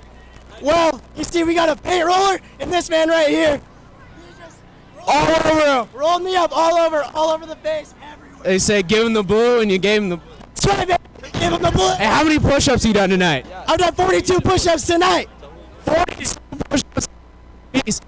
Rest of the crowd. Hey, who's the best player on this team? Big Red. Hey. The blue tonight. He's the man. There you go. The blue is for Bodie. Bodie Larson. Respect. Back up to you guys. Some great nats down there from the Farrell's Fanatics student section, and a great tribute tonight from the Farrell's Fanatics for Bodie Larson. All in blue tonight. You'll see the blue ribbons all around the Highland community as we get back to action here. A 4th down and 9 play from their own 42-yard line. Empty set for the quarterback, Swearigan. 5 receivers. Pocket push. He's behind his own 30. Rolling out right side, and it's short of the receiver. And a turnover on downs. Swearigan with the heat coming behind him, just could not set and step into that throw. Forced to throw off the back foot and short-armed it. There'll be a turnover on downs, and Highland, great position now to ride this one out. Intended for Eric Bryce, the 5'8 senior, but he couldn't come back to the ball just quite enough. As we see another look at the Farrell's Fanatics, they're into this ball game. You hear the drum beating, and you know you are here on a Friday in the East Valley. I think a new running back into the game as Ryan Bernot is in there, and some of the second teamers will get some looks. Single back formation, fakes the handoff. Tyron throwing to the flat. Pass complete, flag flies. Complete to number 26, Ryan Bernot. now with the catch. Another illegal man downfield. That's happened twice now on similar looks where the quarterback has dipped down on a play fake like that. Definitely see. Although Highland's put up 42 points tonight, hasn't been the cleanest 42 points. Definitely some things to work on. Certainly, Alex, but you will obviously, in an emotionally charged up situation like this, your team played really well, rode the wave as best they could, and although there were some miscues, you have to be, I know Coach Farrell will say he's not, but you have to be overall happy with how they performed. And that's not a knock on them. They've done a really good job in a number of facets here tonight. Lots of great offensive plays and big plays, but always things to clean up, especially for any kind of football team. Hands it off. And Coach Farrell, from the first whistle to the last whistle, he knows that you have to have a standard of excellence for a program like Highland to win a state title. It has to be elite on every snap. Everybody has to do their job. Everybody has to execute. And that's why he's not necessarily happy even when his team has produced on the scoreboard like they have tonight. Braden Bond on the carry, the backup running back for the Highland Hawks. He's the third stringer behind Davison Wood. He's to the right of the quarterback, Taylor Siren. Tight end on the formation. Two receivers, one to each side. Hands it off Bond. Bond past the 40. Stop right there. 9:36 to go, fourth quarter here.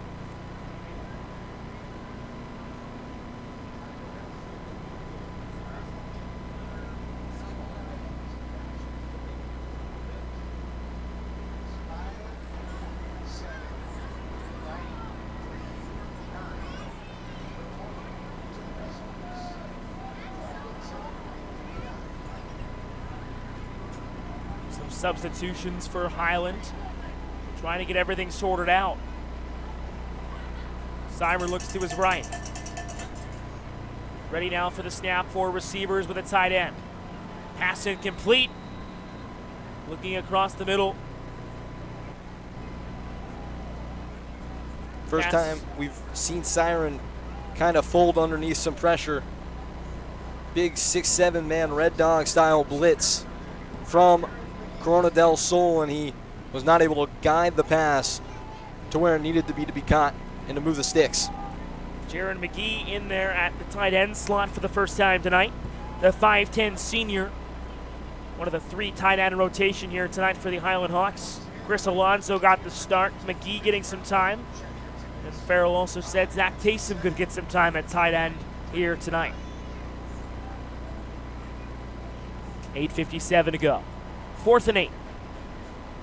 Highland in punt formation.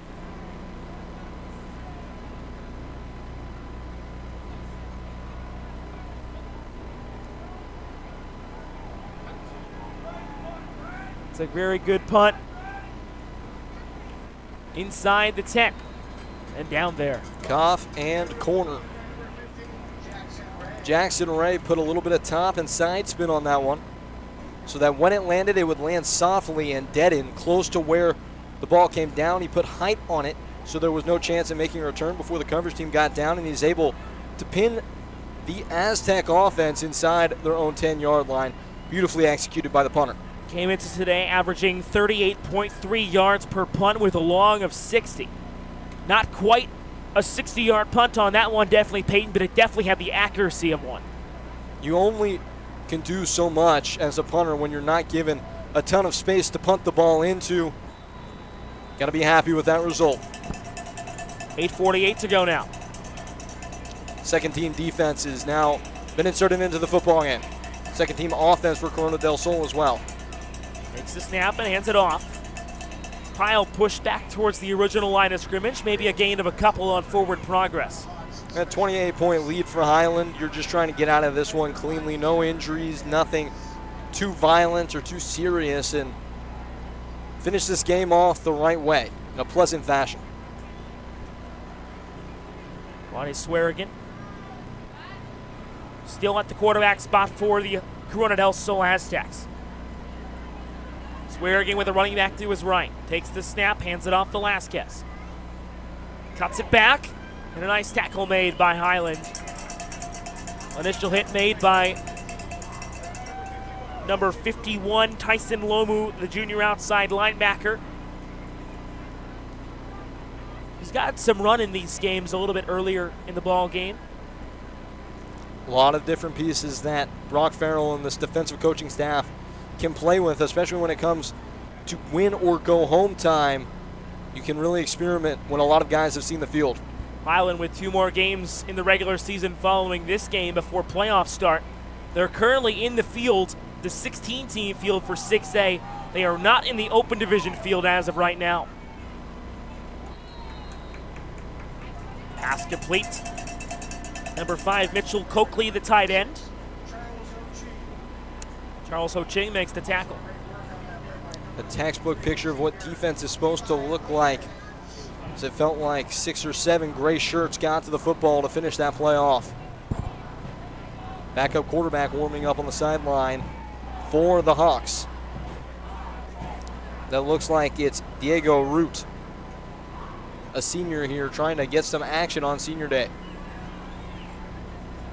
Haven't seen Diego Root this season, the 6-foot senior, but definitely at this time of the ball game with a big lead like this, if you're Brock Farrell, you do want to get your seniors into the ball game.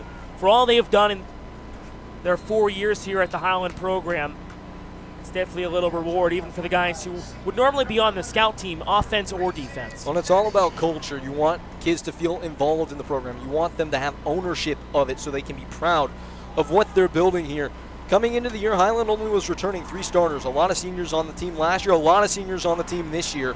But if you show guys that if you come up, you show up to work every day, eventually you are going to get on the field and you're going to get rewarded with an opportunity to make a moment that will last forever in the closing stages of the game like this. Taylor Siren's still in the game. Takes the snap, Siren. Throws a screen pass. Has a block. Spins to the outside is Anthony Tuma. That's another senior in the game now with an opportunity to try and make a play. See the PA announcer very happy to announce that he is a senior in this crowd with a little uproar upon hearing that. I believe that's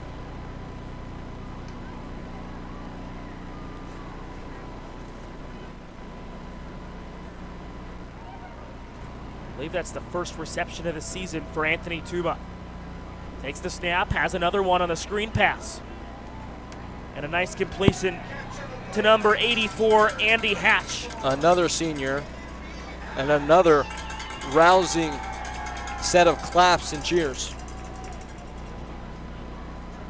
I think it might be coming back for a hold, though. Well, if you are Hatch, you made the catch. In that moment, you did. You got the announcement from the PA as well. Wouldn't be surprised if they try to go to him again, though, Peyton. Would not be either. They're trying to spread the love here. A lot of seniors on this team, as I mentioned, and I'm sure all of them want a chance to make something happen.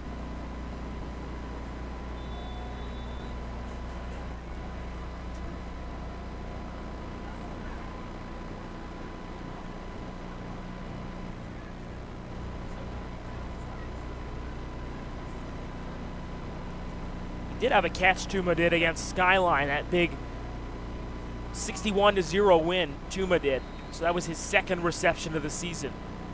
But a big one here on senior day. 5:22 to go.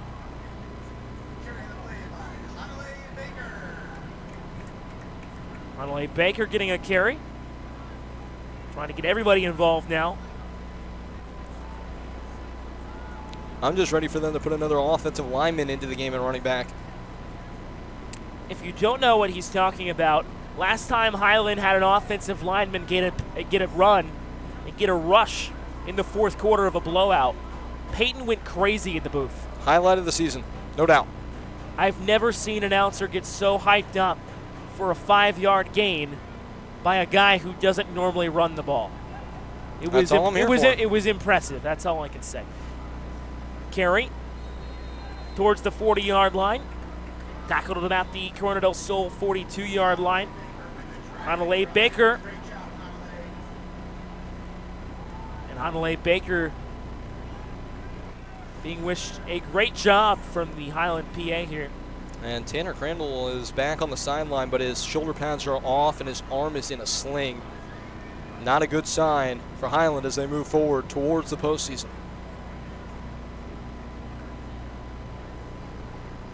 So Coach Farrell said he was definitely out for the rest of tonight. Not sure about the rest of this season. A team that has just had such bad luck with injuries. Before the season even started, they lost one of their most important offensive and defensive linemen in Cooper Brown. They've lost their quarterback, Gage Daly, and it looks like Tanner Crandall, I should say, could be dealing something here. Could be a little bit more significant than you'd want to see.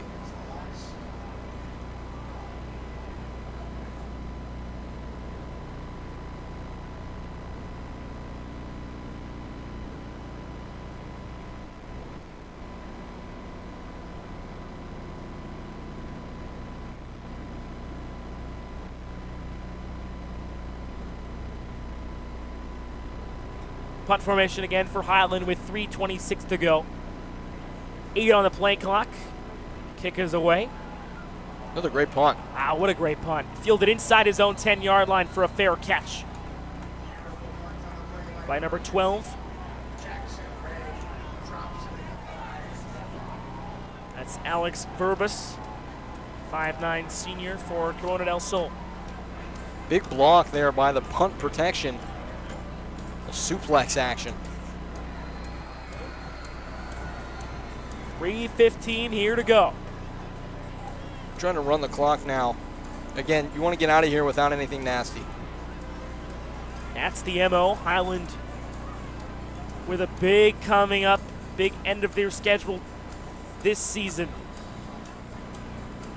They played a couple really tough teams this season. Took Hamilton High School to the last snap of the game. Gage Daly was a yard shy of tying up the ball game, and a pass drop there on 1st and 10 for Corona del Sol. Well, Highland was that close to beating yeah. Hamilton. Highland's 2 losses about the sum total of you reaching into your pocket and finding a couple loose pennies and a paper clip. About as close of a margin as you can find. Just came up on the wrong side of it both times. That means they're due for some luck, potentially, when it matters here in the postseason.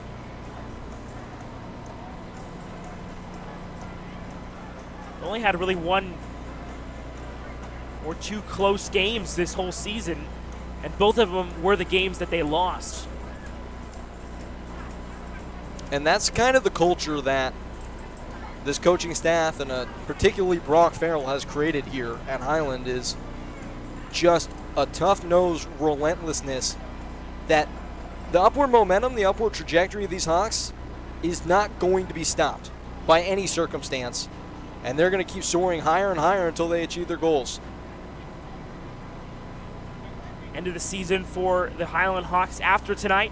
They will play Green Creek next Friday here at home. We'll have that right here for you on the Highland Hawks TV network. After that, it's at Desert Ridge to wrap up the regular season. Highland currently in the top 16. The 6A playoffs coming up soon. They are not in the Open Division playoffs. It's the first year of the Open Division playoffs, and how that works, it's the 8 best teams from pretty much any of the divisions, 3, 4, 5, and 6. Trying to see who is the best of the best. Highland currently not in those rankings right now, though. Well, in some way, that kind of makes their task a little bit easier, because as close as they came last year to beating Chandler, when you're talking about Chandler, Pinnacle, these are elite programs. That's not to say that Highland isn't there, hasn't arrived yet, but it makes their path to getting some of these kids a state title ring a lot easier if they aren't having to play schools like that. Passes a bit behind the receiver. Pass intended for number 6, Eric Bryce, but he couldn't come down with it. 2:46 to go now, and a 2nd and 10 coming.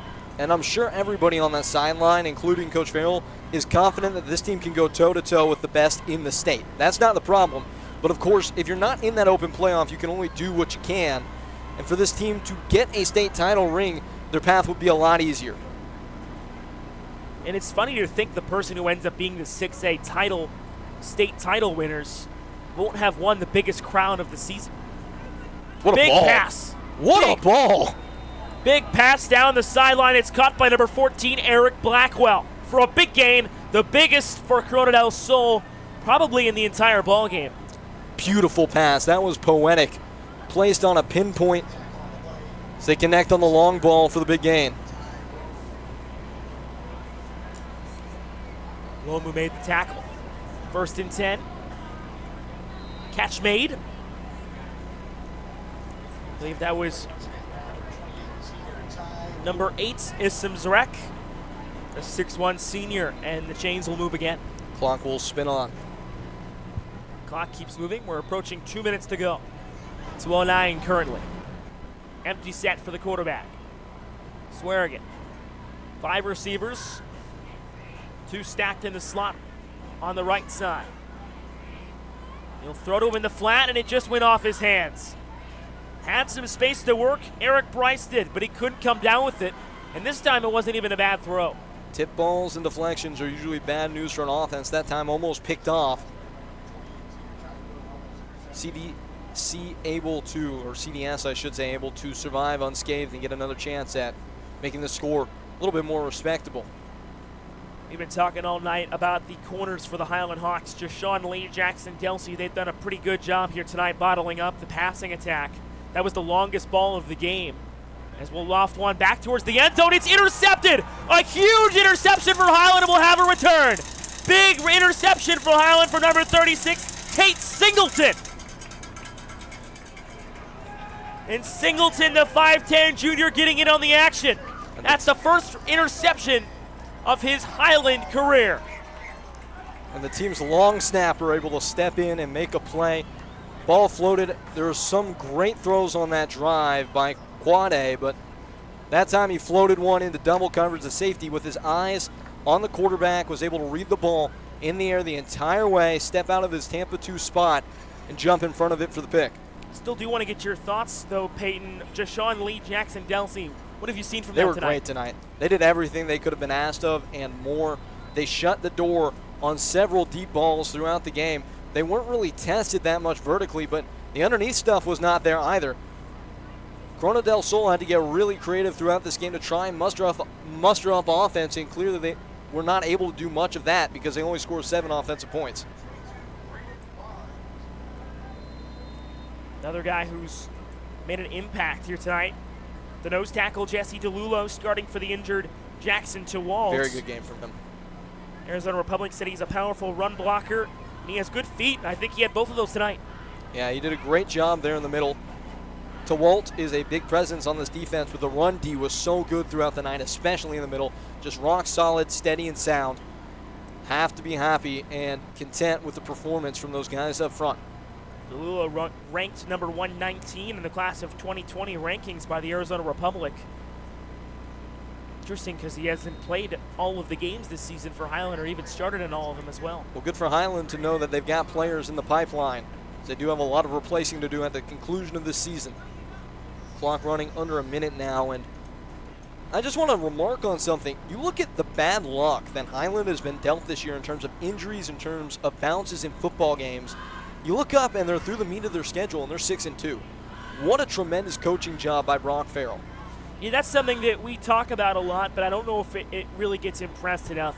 This team doesn't necessarily have the best athletes out there. They're not the most athletic team that you'll ever see, but they're so well coached and their players are so well disciplined that, especially in games like this, they can just run away with it in the second half. It was a very closely contested first half, Peyton, much closer than even the score showed because it was 21-7 at halftime. But they really came out with a huge presence here in the second half because they're so well coached. And a standing ovation for this group of seniors. Correct me if I'm wrong, but this is, I believe, Coach Farrell's 4th year. This will be the first group of players that he has graduated, and such building blocks for this program from a cultural perspective.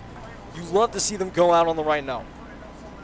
As the time expires here at Highland High School, the East Valley, Highland 42, Corona del Sol 14, a fantastic game once again at home for the Highland Hawks. And if you get to play them, for any school that gets to play them, potentially in a home playoff game here in Gilbert, you got to watch out for these guys. The team has been so good at home today, so good at home throughout the year. They look to keep the forward momentum going as off the bye week, they insert a backup quarterback and do not miss a beat with a big-time 42-14 win over the Aztecs of Corona del Sol. A good performance from Highland tonight.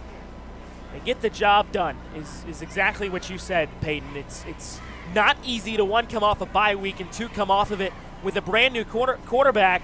And it might have actually helped that they had some time to put some new stuff in, the stuff they might not have had time to put in had they only had a week to prepare with a new quarterback. Yeah, the bye week came at the right time for Highland. You know, you lose your quarterback, and it's a tough pill to swallow, especially the way Gage Daly was really starting to blossom throughout the back end of the schedule. But next man up, Taylor Siren gets the bye week to prepare. He comes out, he puts on a display. Probably could not have asked for a better performance from him, regardless of his status on the depth chart. First career varsity start for Taylor Siren, and his first career win. Passed for 10 for 21 for 169 yards, 2 touchdowns 2 weeks ago. But he comes in here tonight and has a fantastic ball game. Don't have the exact stats for you, Peyton, but he did a great job tonight. A number of deep passing touchdowns, and he did exactly what Brock Farrell said he was going to do, pass the ball deep. And that they did. They hit a couple deep balls that got called back. One to Zach Schroeder for a touchdown that ended up being ruled out for an illegal man downfield. But this offense executed pretty much everything they wanted to a T. Very rarely stopped throughout the course of the game. We didn't see much of Jackson Daly, which for Highland fans is always a good thing. And this offense just rolled right over the Aztecs without much issue. They started it with the run. They established the run early on. They showed the Aztecs some different and unique looks. And then they finished it off with the pass as Coach Farrell addresses his team on what was an emotional night. And we'll have Coach Farrell coming up in just a couple minutes after he's done talking to his team with our own Jack Johnson, who's standing by on the field at the moment. And until then, we get the vamp, Peyton. It's a fun time of night. A fun time of night, chewing the fat a little bit. And this team, you know, we've talked a lot about the adversity that they've had to face. What this program has been through this year, it's been an absolute roller coaster. And each time when that order was in, and it was taller each and every time, the team has responded the exact way you'd want a group of young men to do so. They've been resilient in the highest regard. And now we send it down to the third member of our crew, Jack Johnson, who was with head coach Brock Farrell. Well, Coach Brock Farrell again. We talked at halftime, and now we're here at the end of the game. Did you see any improvement from the first half to the second half of the game? Yeah. We made a couple things at halftime, and we executed them. If we hadn't gotten a couple judgment calls thrown at us, we did them properly. So I was pleased with our guys. They came out and they finished. It was awesome. Zach Schroeder had 2 touchdown catches called back. So what do you tell a player that goes up, makes an incredible grab, and then makes some nice moves to get to the house, and it gets called back both times on his senior night? So what do you tell him? You can still put it on your highlight. It's a great plays. So I told him, like, dude, they're great plays. Sorry they're, picking on us here, but whatever. But yeah. Another senior that had himself a great night, Daniel Wood. Yeah, let's close. This meant. Well, I mean, he workhorse of our team on both sides. He's our inspiration. He's playing. We believe we can beat anybody. So you've had a change of quarterback after the injury to Gage Daly. Tell me what you thought of Taylor Siren's performance tonight. Watching the film, I thought he was great. He looked comfortable. He made big throws when we needed him to. Took care of the football. He didn't throw the ball to the other team, which is always a bonus. And 4 touchdown passes. We talked about the ones that got called back on penalties. So made big throws when we needed him to, and finished the game well. He did a great job. In what's been such an emotional week for the whole Highland Hawks football program, how important is this win for your team's morale? I don't know about our team's morale. I mean, we wanted it so we can stay in the hunt and all that good stuff, but I just hope something silly. Joy, normalcy to the Larson family. So we did our part.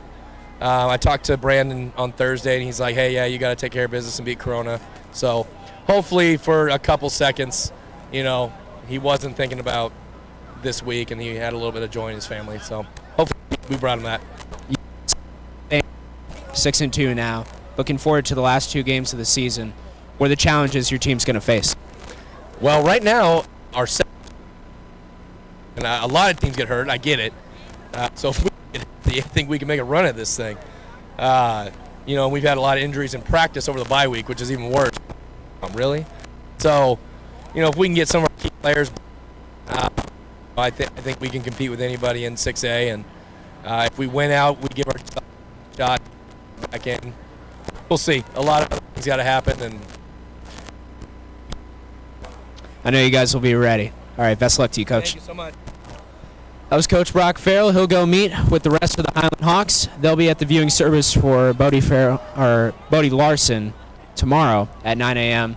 The service also continues through to 11 a.m. with a celebration of life. Back up to you guys. Hey, Jack, thank you so much for all your reporting down tonight. It's definitely been an emotional week for this Highland Hawks football team. We show up to service for tomorrow morning. Celebration of life will be Saturday the 19th. 11 a.m. is the service. The viewing at 9 a.m. Everybody welcome at Stake Center. That's in Wrecker Road in Gilbert, Arizona. When we talk about the game of football, it's a game as a whole. It's an escape from the normalcies of life, but it's a way for people to come together as family. And I think definitely this game tonight, Peyton, showed that for the Highland community. Yeah, nights like this, Alex, put everything in context. Obviously, and it goes without having to be said that this is a tremendous tragedy and something that should never happen, but when things like this do occur, when such a great young person and such a light is taken out of this world, I hope that it makes you at home remember what's important. Remember that this is just a game at the end of the day. Hopefully today we gave you some relief from those at home that are mourning, but on days like this, just remember to smile and enjoy your life because you never know when it might be taken from you.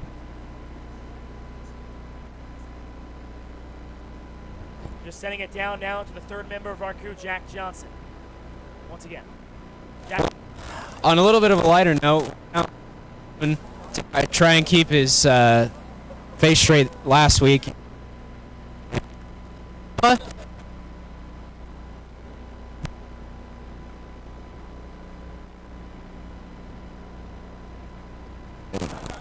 Team's play was excellent. What are the things you guys practiced during the week that helped you guys? We'll see. So, helped out. Are you tired? Are you rejuvenated? How are you feeling in this moment? I'm tired. What are you going to eat when you get home? Probably some pizza. What kind of toppings do you like on your pizza? Believe it or not, I like pineapple. You're a pineapple on pizza guy? You like Hawaiian? Pizza. That's brutal. Well, you know what? If that's what allows you guys to win ball games, Hawaiian pizza. Is anyone else on the team like Hawaiian pizza, or are you kind of on your island to yourself? All the fat kids, baby. All the fat kids like Hawaiian pizza. All right, get you some pizza now, all right? Congratulations on the win. Thank you, sir. All right. Thank you again, Jack. I'm not sure if we'll have another interview or not tonight, but definitely a fantastic night for the Highland Hawks team. 42-14 victory here tonight. We'll have one more interview with Jack Johnson in just a couple minutes, but Peyton, we were talking about it being kind of an emotional night here at Highland High School. How do you put this one into perspective? Well, I think I said it the last time the best that I could, but, you know, again, hopefully over the course of 60 minutes you got to smile, but don't forget that you're only given one shot at this, and it's incredibly sad what happened here, and it's sad that as people, it takes something like this to remind us sometimes of the fact that you need to go out and live your life. Don't let it live you. Don't waste time, because you don't know how much time you have. You don't know how much time you have with your loved ones, so tell them that you love them. I'm saying obvious stuff here, but it just brings it all home. And a night like this definitely drives that point home. So anybody watching still, go home and tell your family that you love them. I certainly love mine. We'll go down to Jack Johnson back here in a couple minutes as we flash up the celebration of life again for Bodie Larson. Saturday the 19th. Highland Hawks football team will be there. A number of people from this community that Bodie didn't even go to school here, Peyton. And the amount of lives that he's touched, the amount of support that his family has received, it's just crazy to me, Peyton. We'll go down to Jack Johnson now again.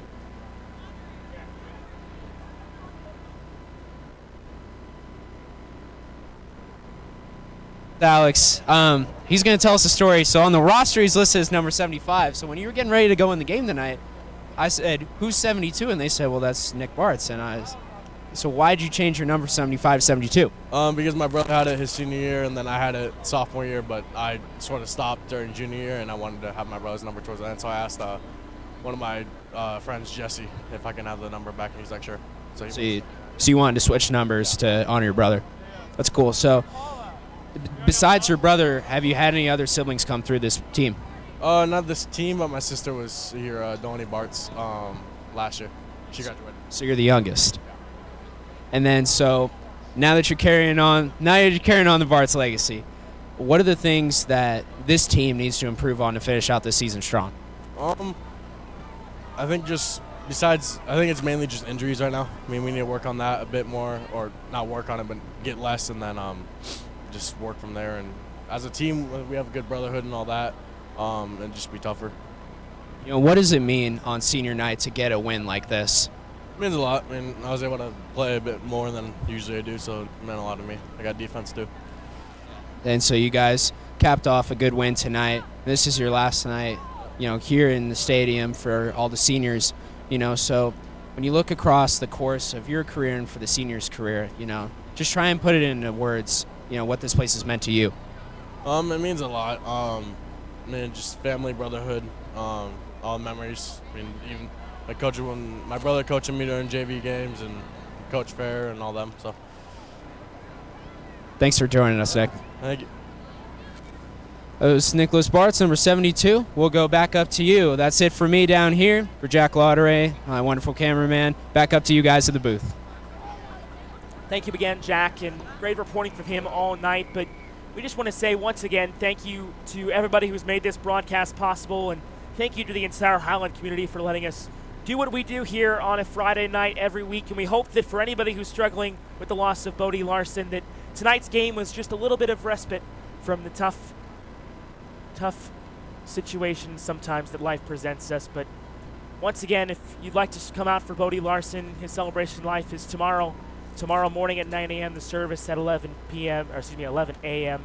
But for now, from Highland High School, it's a happy final momentarily here at Highland as Highland gets the victory tonight over Corona del Sol. For our director, Travis Whitaker, our cameraman, Jack Lauderay down there on the field, Jack Johnson, our sideline reporter, Gabe Swartz is in the booth with us here tonight taking pictures. 4-4, Peyton Gallagher, my partner. I'm Alex Gall saying good night from Highland High School. Have a great night, everybody.